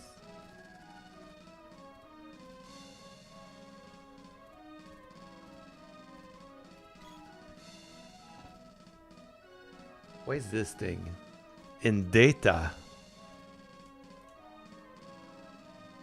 Item data? Let me check.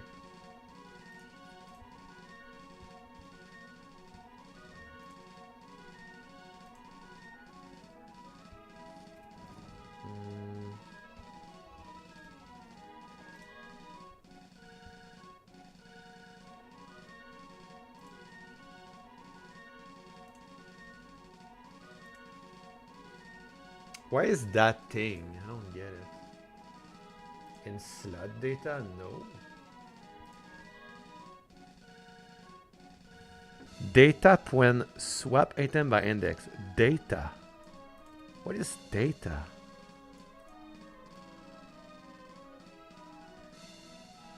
Huh. I don't have data.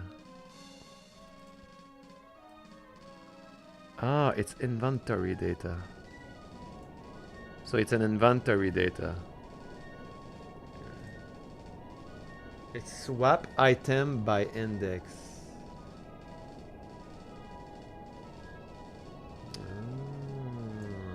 Alright, let me get this.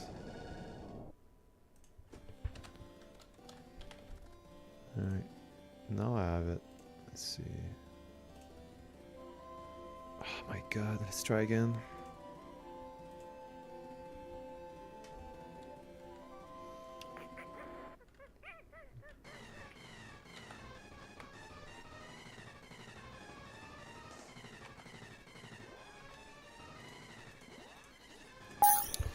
Let's try.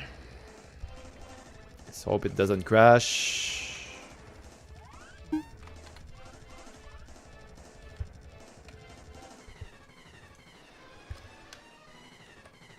It doesn't crash, but it doesn't work.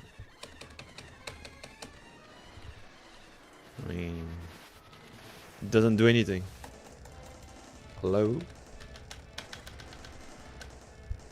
Oh. Oh. Oh. Ah. Oh. Wait a minute. Wait. What the hell is going on?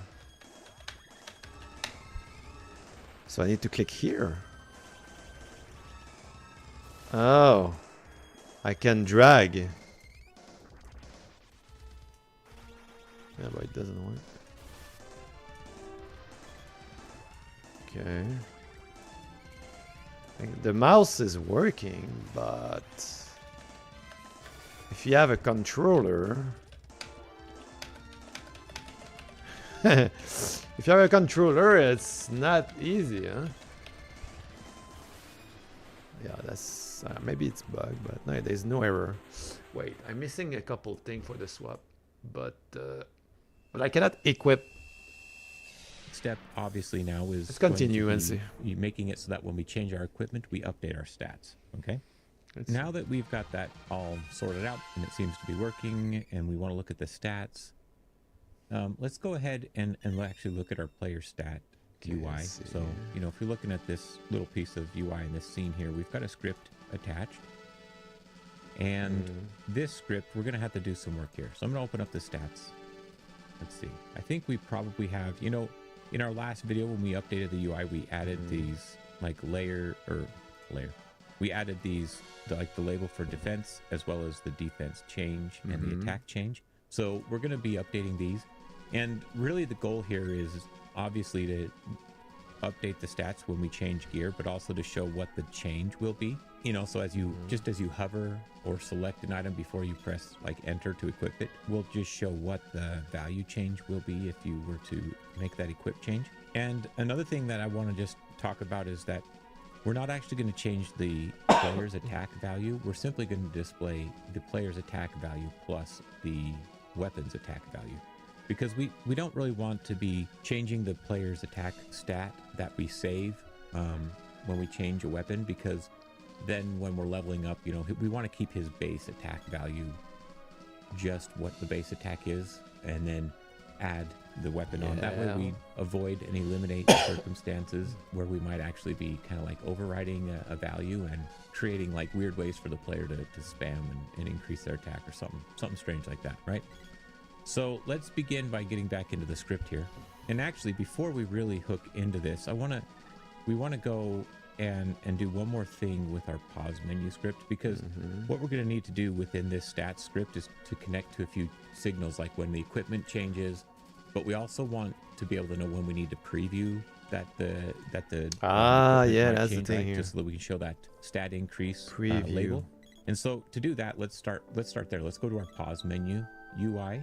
And I'm going to scroll to the top here, and let's add a new signal, because the reason we're going to add a signal here is because this is a nice singleton, so we can access it from any script without having to worry about any strange connection, right? So I'm going to put a signal that just says preview stats changed, And what I want to pass here is I want to pass the item data. So we'll just call that item. Okay, so whenever we highlight an item, we'll just, and if it's equipable, we'll emit the signal so that with the item, so that the other scripts can react to it. And then let's go ahead and, in order to make this signal easy to emit, let's just add a new function. So I'm going to come to the bottom here. Okay. And I'll make a function that I'm going to call preview stats. Preview stat. Okay. And what this function is going to do is just emit the signal. So we'll say preview stats changed dot emit, but we need to make sure that we provide the value, right? So we're expecting an item. So let's make that an argument on this function. So we'll say item data. And then when we emit the signal, we can just pass that item in there. Okay, there we go. So now we've got a way to call this, right? Now let's go and let's look, where do we need to emit this signal? Let's look at our focus item changed. In here, remember, we made this comment earlier that we want to update our stats. Focus item here change. We'll call preview stats. Where this is. And then the item that we want to pass in is just in our slot. So we'll say slot.item data. Okay. And then down here, when it's null, we'll call preview stats. If the slot itself is null, then we won't actually have an item data. So we'll just pass a null value, just like that. Okay. So there's our two places that we'll call the preview stats from this script. Or from this function, I should say. Interesting, so Michael. Interesting. Script. In this stats script, what we need to do now is connect. Okay, so let's connect first to that signal that we just created. So what did we do? We did a pause menu dot preview stats changed, and then we need to connect this to a function, right? So we'll make a new function called on preview stats changed, just like that. So I'll go ahead and copy that and just come down here and create this new function. And remember, we are so this is my label here. That one parameter. So what do we got? We've got the item data. So we'll say get attack bonus. Item data. Okay, and we'll come back to this function in just a minute. But let's go back to our ready function and let's just finish hooking this up because there's a couple other things that we want to do. Right now, this stats script doesn't have any real knowledge of the player inventory. And I'd like to, I don't have get simplicity's sake right now, I'd like to make a reference and grab a reference to that. So we'll make a new variable for our inventory, which is a type inventory data. Okay. And then here in our ready function, we're going to go ahead and assign this. So we'll say inventory get attack equals, and then we just need to grab the inventory data from our player manager. Yeah, there we go. Lastly, we're going to connect. So anytime the equipment change happens, so as you recall, in our inventory, we have a new signal. So that's the equipment changed. And we want to connect to this signal as well. Okay. And what we want to connect to that is just the update stats function. Interesting. Like that. And there we go. Okay, so we've updated the ready function. Obviously, our equipment now should, anytime we change our equipment, we should update our stats. And this isn't going to work just yet because currently our update stats function is only looking at the attack and defense. And like I was just explaining, tell me more, Michael. We don't want to change those stats when we make equipment. What we want to do is we want to combine the stats. So here's how we can do that. Let's look at our inventory. If we look at the inventory data script, I want to add two more functions in here that we can use. So I want to get attack bonus function and a get defense bonus function. And the goal of these is to get the bonus of all equipped items, right? Because let's suppose that the player has like remove a weapon equipped and a ring, and maybe the ring gives attack this is bonus, right? And maybe that's an effect that you want on your ring. So we want to be able to take both of those into account with this one inventory function and data. Add that. Okay, so going over here to our script, what we'll do is we'll create these functions. So we're going to have a function for get attack bonus, and this will return an integer, I guess. And then this is pretty straightforward. So we're just going to go return, and then we'll return the, well, for right now we'll put 0, but here we'll say tell me more, Michael. Tell me more. Bonus. And then we'll make a get defense Inventory bonus. data. It's going to be kind of the get same attack thing. bonus. So I need to understand bonus. all this. Now, the reason why I'm going to make these super simple is because we're going to have a third function that can calculate the bonus by bonus type. So here's the function. We'll say function get equipment bonus, and this will return an integer. And what we're going to do with this is a lot of we're going to expect an argument here. And what we want is the type of bonus that we're checking for. So we'll call this bonus type. So this one function will be able to be used to detect bonuses on any of our types.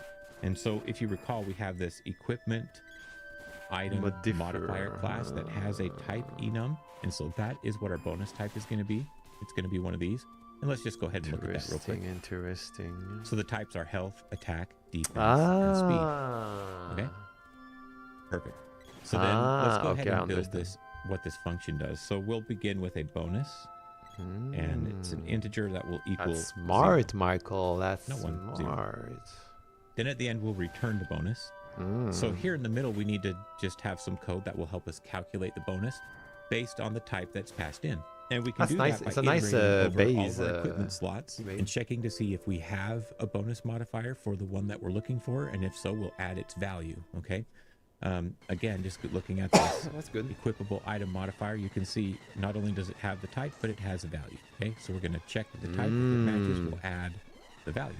So this is going to be pretty straightforward. So we're going to say for S in equipment slots, right? Because the equipment slots is going to return just the slots that are equipped items.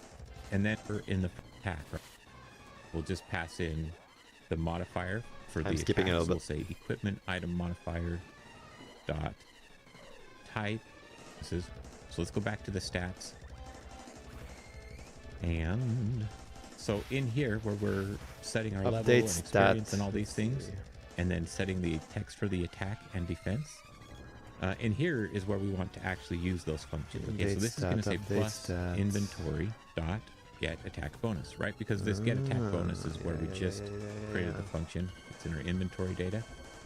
And then likewise, we can just kind of copy this in our defense. We want to get the defense bonus. It's already remind me Curse of Tristram by so much. My God. I think this should be enough for us. The thing is, I did this at the beginning, like of the project. Should update the values a little bit. Let's give it a run. I built this at the beginning. So you can see as I swap my armor. Okay, let me try. At least if it can, I cannot equip. That's so sad. Something is wrong. I'm not sure. There's a problem with my equip.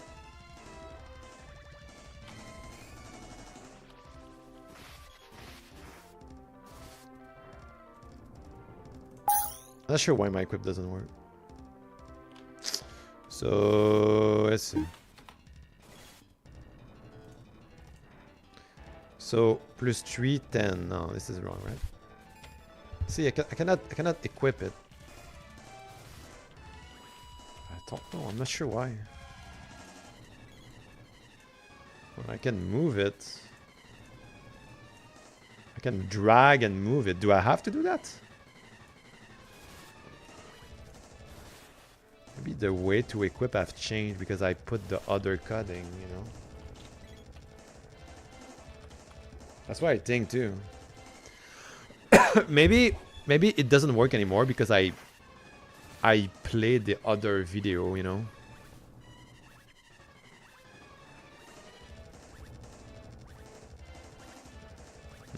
Maybe. I'm one video ahead, you know. This is cool because see the ninja suit, remember it has an attack and a defense bonus. So the attack will go to 3 and then the defense goes up to 6. Okay. Because the defense bonus on this armor is 5 and on the tunic it's only 1. And so what you might want to do is you might want to add those values to your with the weapon so this on preview stats change. Let's go ahead and work on this. Just a reminder, this take each of our labels, our attack change and our defense else to do, like it's not an equipable item, then we will have didn't call our focused item change thing, I think. So let's just go back to the pause menu. Focused item change. Where did we implement that? Did we call that anywhere? We have it in our pause menu here. We have it in our inventory data. Okay. We also need it in our inventory slot UI. I must have missed that earlier. Okay. So each slot itself, right? Here, each of these has an item focused function. So what we need to do in this, not the unfocused here, but this item focused function, we need to come in here, and we just don't need most of this stuff. And you can see how we're calling the pause menu update item. Okay. I think we find something.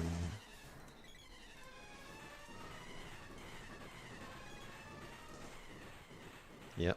1 second.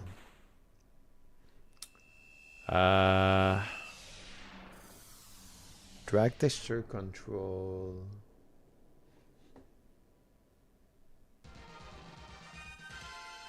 Texture rec. Oh. Yeah. Ready. Press. Button down, button up. What the hell is this? Yeah, I don't have this thing. What is that? What's this thing?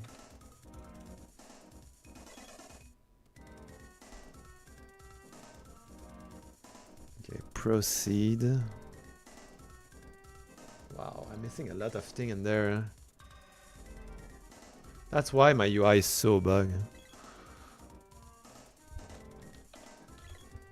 Make ready. Set slot data. What? This is not even good. Oh yeah, it's good. Item focus. Yeah, this is wrong. Well, there's two. A focus and unfocus. Yeah. Yeah, that was okay. That was wrong. That's why it was probably bug. Item press. I should just recopy it, to be honest. Item press. Oh, it's the same thing. Unbutton up and down.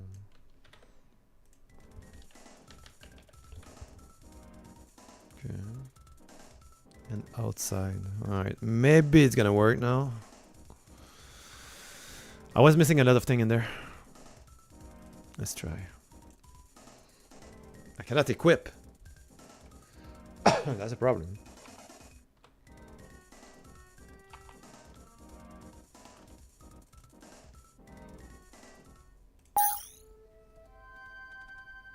Okay, let's see.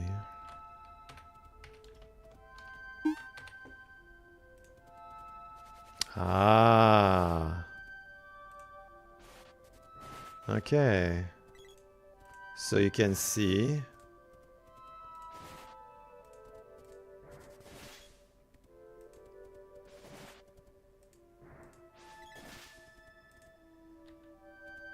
How it's working. Can I?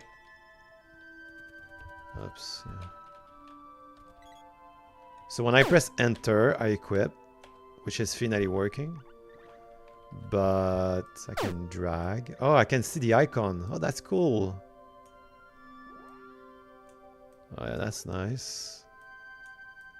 Oh, yeah, the drag working well. Why did it just switch? There's still some bug. If I click, it equip. If I move, it move. If I click, it equip, I move. Okay, what happens if I do this? It moved the thing.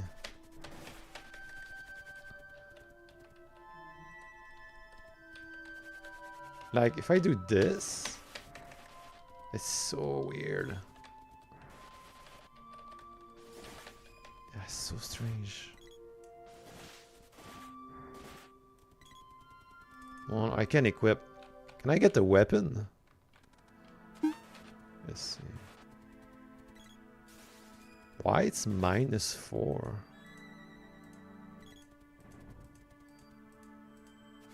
That's very weird.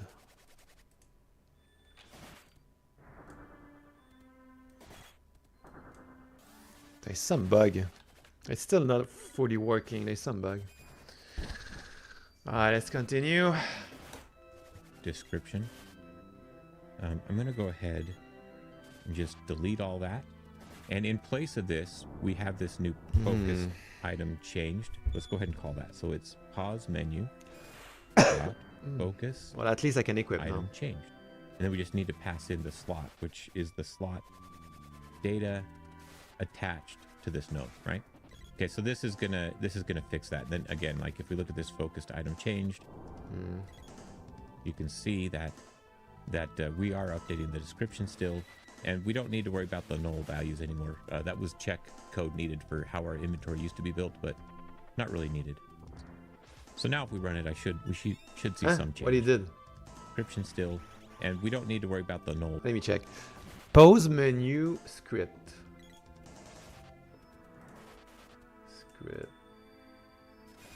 Pause menu. Let me check this.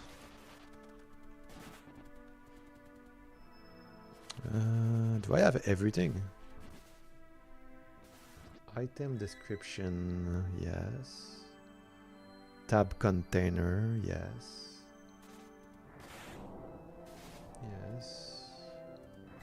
Yes. Enable input pose viewport.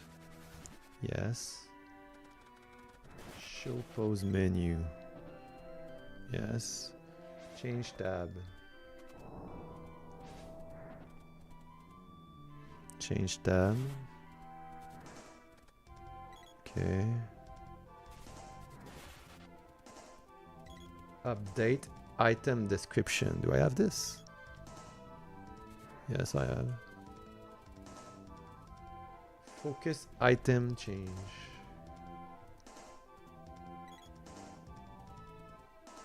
He didn't touch it.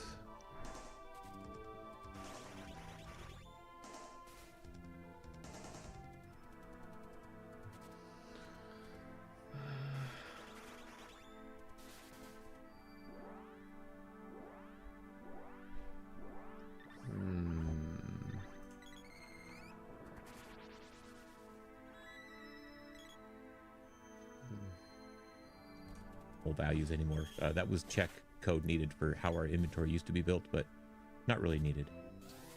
So now if we run it, we should see some change. Yeah, you can see how right now with the attack and defense, there's no bonus shown. So it's just the attack and the defense. Did he remove the thing in today, like this thing? The text I put in there. Remove it.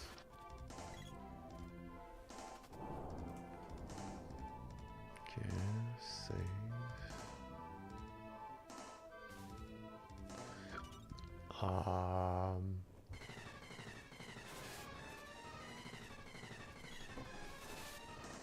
But it doesn't work when we hover an item that's equipable. So let's go back and let's finish that up. So let's look at our on preview stats changed function. We've only done a tiny bit of work. We need to do quite a bit more. So next thing we'll do is we'll just do a check. We only want to run this if this is an equipable item function. So we'll say if not item is equipable item data. Access those bits of code more easily. And so here we'll say, now the next step is that we want to update the labels for both our attack and our defense labels. And because we're going to be, then we want to know the value that we're changing it to. Update change label. And we'll pass in an integer, just with the value of the string. So we'll go st. Because if This it's is a the negative color. value, we will get that minus before the value. So we don't need to do. So let's see what happens. I get that it's +1 on both. Okay, let me try. Let's save this. And let's see. Oh my god. Something is not working. I'm not sure. Something doesn't work. I'm not sure where to check.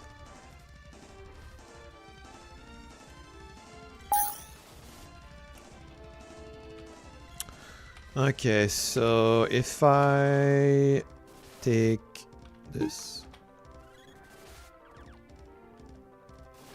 It show me what it's gonna do. It's a preview. Okay, I got it. So if I equip, well, it didn't update. This didn't update. So if I use this, it's gonna minus. Okay, I understand now. But didn't update. I mean, it's working, but it did not update actually. The update doesn't work. Why? The only update doesn't work. Is it because I moved the stuff?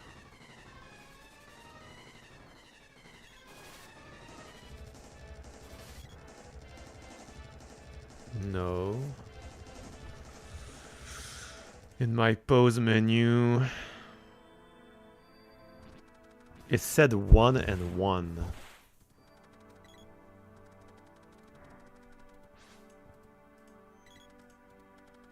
To my stats.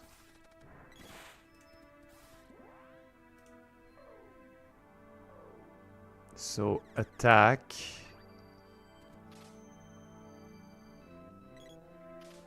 Well, I can remove the number, but it doesn't really matter. I'm gonna change it. So it said 1 and 1. Okay. But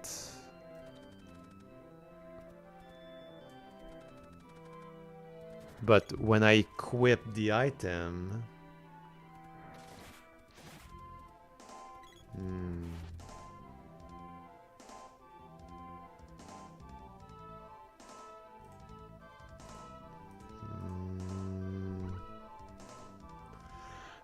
Let's see. So if I equip the armor...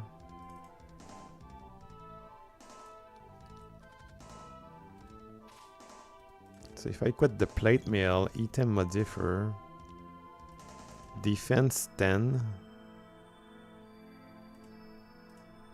and attack +1. It just doesn't update my stat.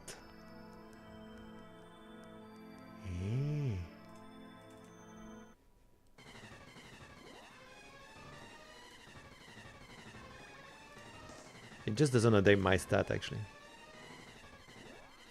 So something is wrong. So if it doesn't update my stat, update stat. This thing doesn't work.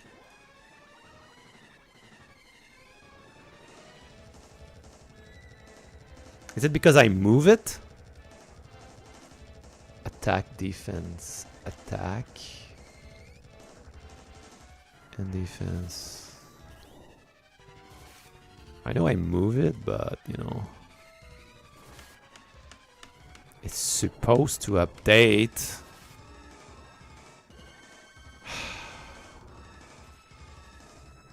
It doesn't update. Let me check again. Well, it's in my pose menu, right? Update stat.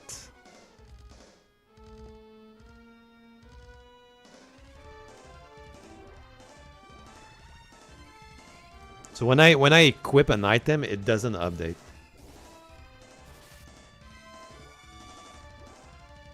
So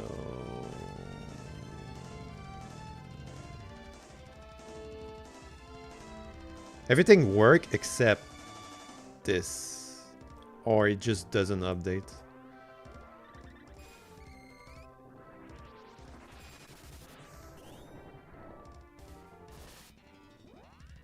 Or this doesn't work in inventory data. But because it's always said 1. Ah, so this doesn't work. This is in inventory data, right? Alright, let me check. Missing something, like... So... Inventory data. I'm missing something, man. Piss me off.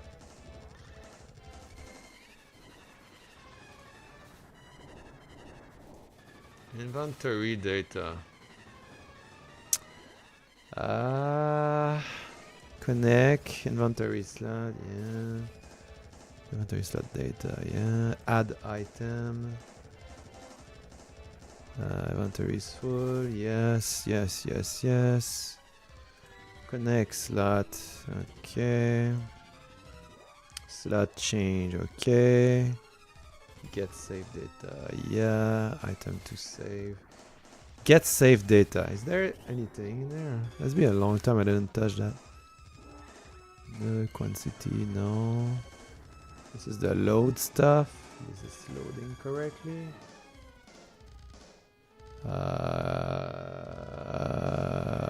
Whoa. No. This is different. Wait. Item from save. Oh, no, no, no. Here we go. Okay. Use item. Use item. Same thing. Yes. Swap item. By index. Okay. Equip item. Okay. So maybe this is where it's wrong.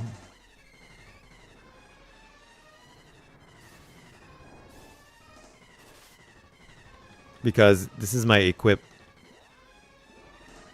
Can be here actually.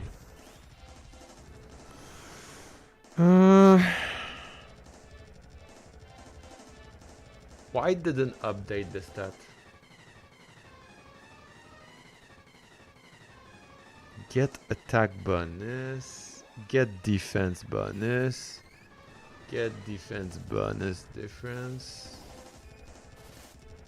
Get equipment bonus. Equipment slot. Data is data.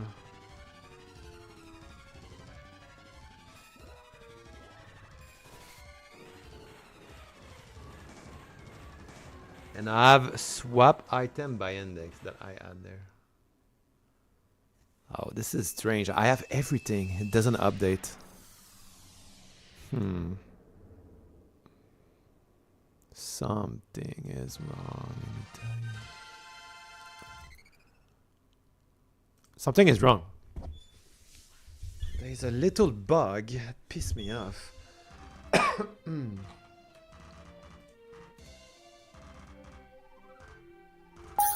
a little bug.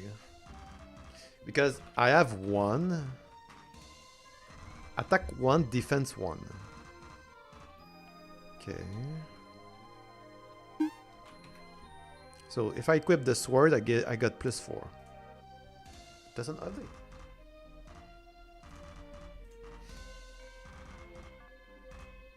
Doesn't update at all.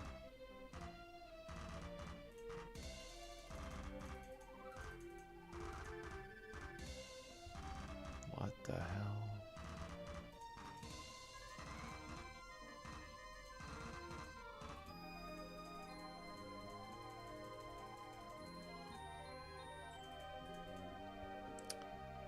Oh my god, what's happening? But it said 1. You know, I feel it update the base, but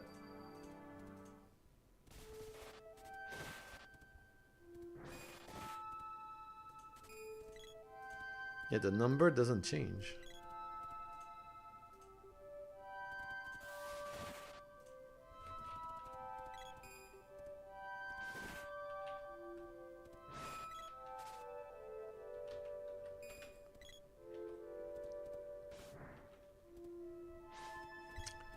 This is very strange. How that doesn't work. So what I'm missing?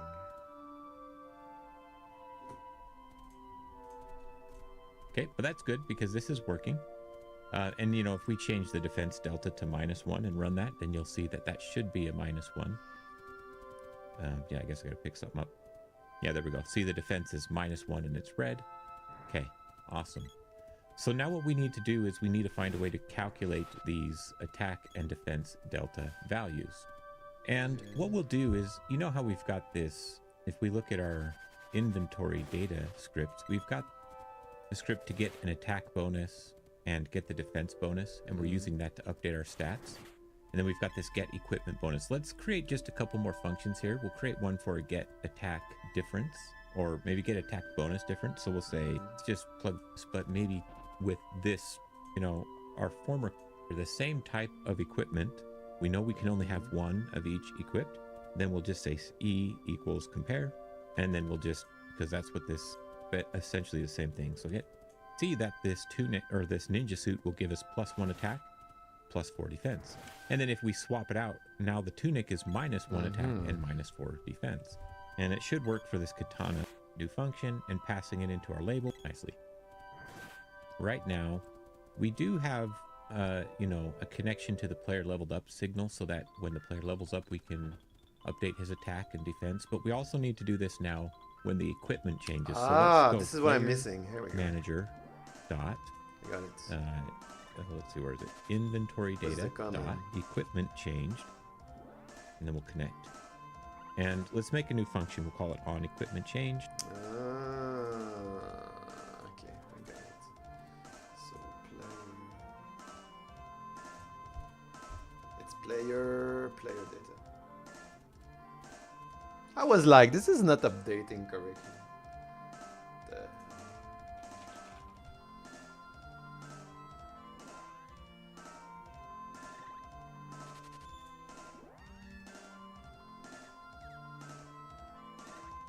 On equipment change. Here we go. I was wondering why this doesn't work. I think this will make everything work.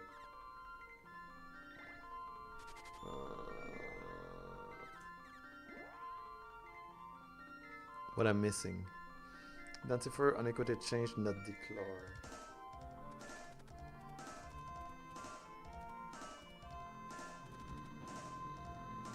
Okay, let me check.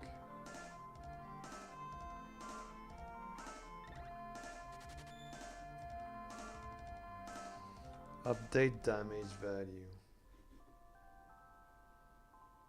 No, I don't have this. On equipment change. Right.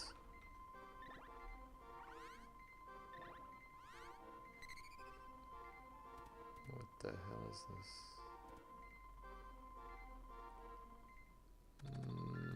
Nope. Okay, so this on equipment change plus on player level up. Also update damage value. Ah, yes, I remember that. I remember. Yeah, I remember.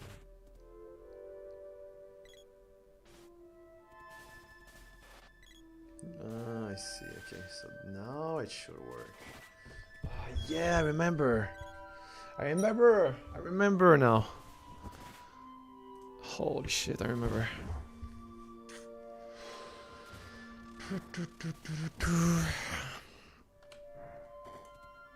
It's progressing. Yo. Alright, so now. Okay. Got this word. +4. It doesn't work.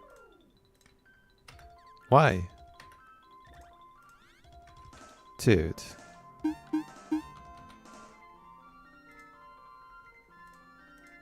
It still doesn't update. Did I put it? Player item data inventory on equipment change. Let me continue the video. And now we need to go create that. So let's just go to the bottom of the file here. Probably just connect that and be okay. But this makes it a little bit more modular. If you ever want to do anything else on equipment change, this is the place to do it. But of course, before the update damage values works, this will be an .inventory data, and then we'll say get. And what we want to do here is we want to add this defense bonus, right? But let's go ahead and get away to. There's another thing. Take damage function. No, I changed it actually. To store that. So let's come up here. Here's our defense. And let's do another one. Let's just call this defense bonus. Integer equals 0. Oh, yeah. And then when we find our take damage, we can minus defense bonus. Okay, let's go ahead and run this. And we'll test it out. So now, okay, so there's one thing that doesn't work for me. Doing the appropriate amount of damage. Which is the stat. And I'm not going to equip weapons yet. Okay, so we need to go back to the video before because it doesn't work. I did something wrong.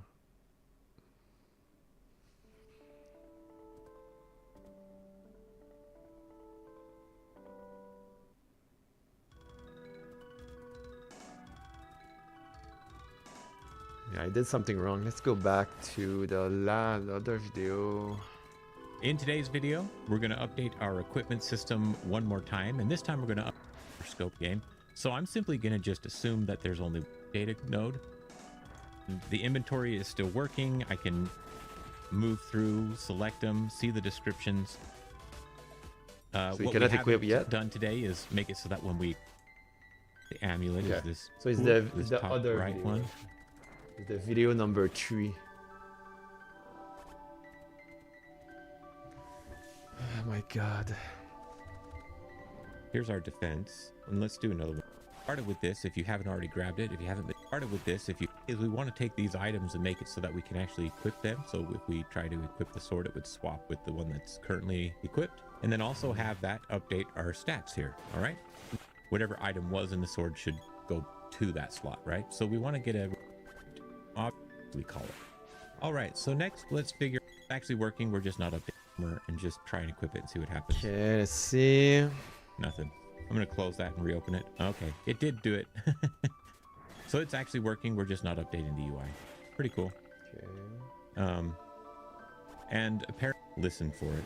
So let's go to our, except we've got something weird going on where like I can equip a, things are just a little goofy though with everything wanting to assign, right? Bum, bum, bum. If I equip this ninja suit, you'll notice that the item description is still thinking I'm on the ninja suit, even though I'm on the tunic. So you can see there's kind of like a data synchronous kind of issue happening. So what this tells me is we have a problem with our resources. So I'm going to just, let's look at these. We've got this, like if I look at ninja suit, it's an armor and vice versa. Weapons in the weapon slot.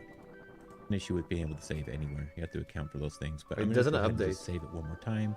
So now I've got both the ninja tunic and all that just is it just working with that system, which now that we have the script attached and this script, we're going to have to do some work here. So I'm going to open up the stats. Wait, what did this? Let's see.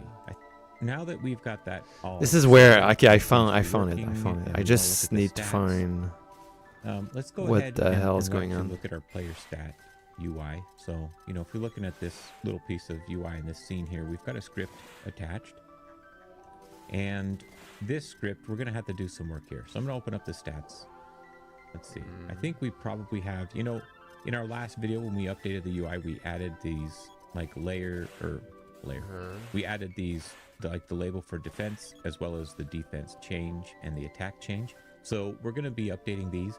And really the goal here is obviously to update the stats when we change gear, but also to show what the change will be. You know, so as you hover, the preview works. It's just the main like stat enter doesn't to work. equip it, we'll just show what the value change will be if you were to make that equip change. And another thing that I want to just talk about is that we're not actually going to change the player's attack value. We're simply going to display the player's attack value plus the weapon's attack value. because we don't really want to be changing the player's attack stat that we save when we change. So let's begin by getting back into the script here. And actually, before we really hook into this, we want to go and do one more thing with our pause menu script, because what we're going to need to do within this stat script is to connect to a few signals, like when the equipment changes, but we also want to be able to know when we need to preview that the equipment might change, right? Just so that we can show that stat increase label. And so to do that, let's start there. Let's go to our pause menu UI, and I'm going to scroll to the top here, and let's add a new signal, because the reason we're going to add a signal here is because this is a nice singleton, so we can access it from any script without having to worry about data, any strange connection, right? So I'm going to put a signal that just says preview stats changed. And what I want to pass here is I want to pass the item data. So we'll just call that item. Okay. So whenever we highlight an item, we'll just, and if it's equipable, we'll emit the signal so that with the item, so that the other scripts can react. I mean, we did that. And then let's go ahead and in order to make this signal easy to emit, let's just add a new function. So I'm going to come to the bottom here, and I'll make a function that I'm going to call preview stats. This, right? And then the item that we want to pass in is just in our slot. So we'll say slot.item data. And then down here, when it's null, we'll call preview stats. If the slot itself is null, then we won't actually have an item. And so now dot preview stats changed, and then we need to connect this to a function, right? So we'll make a new function called on preview stats changed. I'm really curious of what I did wrong in there. So I'll go ahead and copy that and just come down here and create this new function. Yeah. And remember, we are passing through that one parameter. So what do we got? We've got the item data. So we'll say this is not working, and I'm very curious. Item data. And we'll come back to this function in delta. just a minute. But let's go back to our ready function, and let's just finish hooking this up, because there's a couple other things that we want to do. Right now, the stat script doesn't have any real knowledge of the player inventory. What is attack and I'd delta? like to, just for simplicity's sake right now, I'd like to make it's this. A reference and grab a reference to that. So we'll make a new variable for our inventory, which is of type inventory data. Okay. And then here. So stat inventory data. I have this. Yes. And there is this. Yeah, okay. In our ready function, we're going to go ahead and assign this. So we'll say, and is just explaining, we don't really want to, we don't want to change those stats when we make equipment. What we want to do is we want to combine the stats. So here's how we can do that. Let's look at our inventory. If we look at the inventory data script, I want to add two more functions in here that we can use. So I want to get attack bonus function and a get defense bonus function. And the goal of these is to get the bonus of all equipped items, right? Because let's suppose that the player has like a weapon equipped and a ring, and maybe the ring gives attack damage bonus, right? And maybe that's an effect that you want on your ring. So we want to be able to take both of those into account with this one function and then just add Did I put this in the ready function? Okay. So going over here to our script, what we'll do is we'll create these functions. So we're going to have a function for get attack bonus. And this will return an integer, I guess. And then this is pretty straightforward. So we're just going to go return, and then we'll return the, well, for right now we'll put 0, but here we'll say return bonus type. So here's the function. We'll say function, one function, and all of our equip plots. I'm going to get our equipable item data. So we'll say E equals, or actually E of type was equal signs. And then this is, so let's say plus inventory is where we want to actually use those functions. Okay, so this is going to say plus inventory dot get attack bonus, right? Because this get attack bonus is where we just created the function. It's in our inventory data. And then likewise, we can just kind of copy this in our defense. We want to get the defense bonus. So I think this should be enough for us to see some changes, right? It should update the values a little bit. Let's give it a run. Ah, I know what's going on. So you can see as I swap It's my my armor, fault. you see as I think this should be enough for us to see. Yeah. That's why I found it. I found it. It's me. I had this line a couple days ago for testing. That should work. GG. I passed like 30 minutes on what's going on, but I found it. Yeah, a couple days ago I test something and I add a couple lines to make it work, but that's why it didn't work. And then, boom, 2-6, it's working. Yeah, GG. Okay, so let's see. So if I add this word, I got +4, means 6. And if I got this word, I got -6. There we go. Same with the armor. -1, -5. Man, that's pretty sweet. It's weird the delay when it's 6-6. What if I go fast? 6-2, 6-2. Let me try to bug it. Try to bug it. Impossible to bug. Damn, attack strong. I'm not max level. Wait a second. Here we go. It's working pretty well. Okay, but the question is why? So what happens if I save? Save and load. 11:15. Okay, all the items are back. 11:15. The switch still work.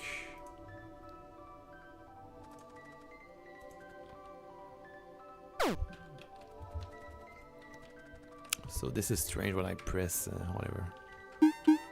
So why when I grab the item it doesn't duplicate? It's supposed to have a number on it. That's why. Ah, that's probably because it's stacking. It's stacking. That's why. Oh boy. Okay, yeah, that's another error. Okay. The item is stacking. Alright, so I fixed it. What's the next video actually? There's one video I'm missing.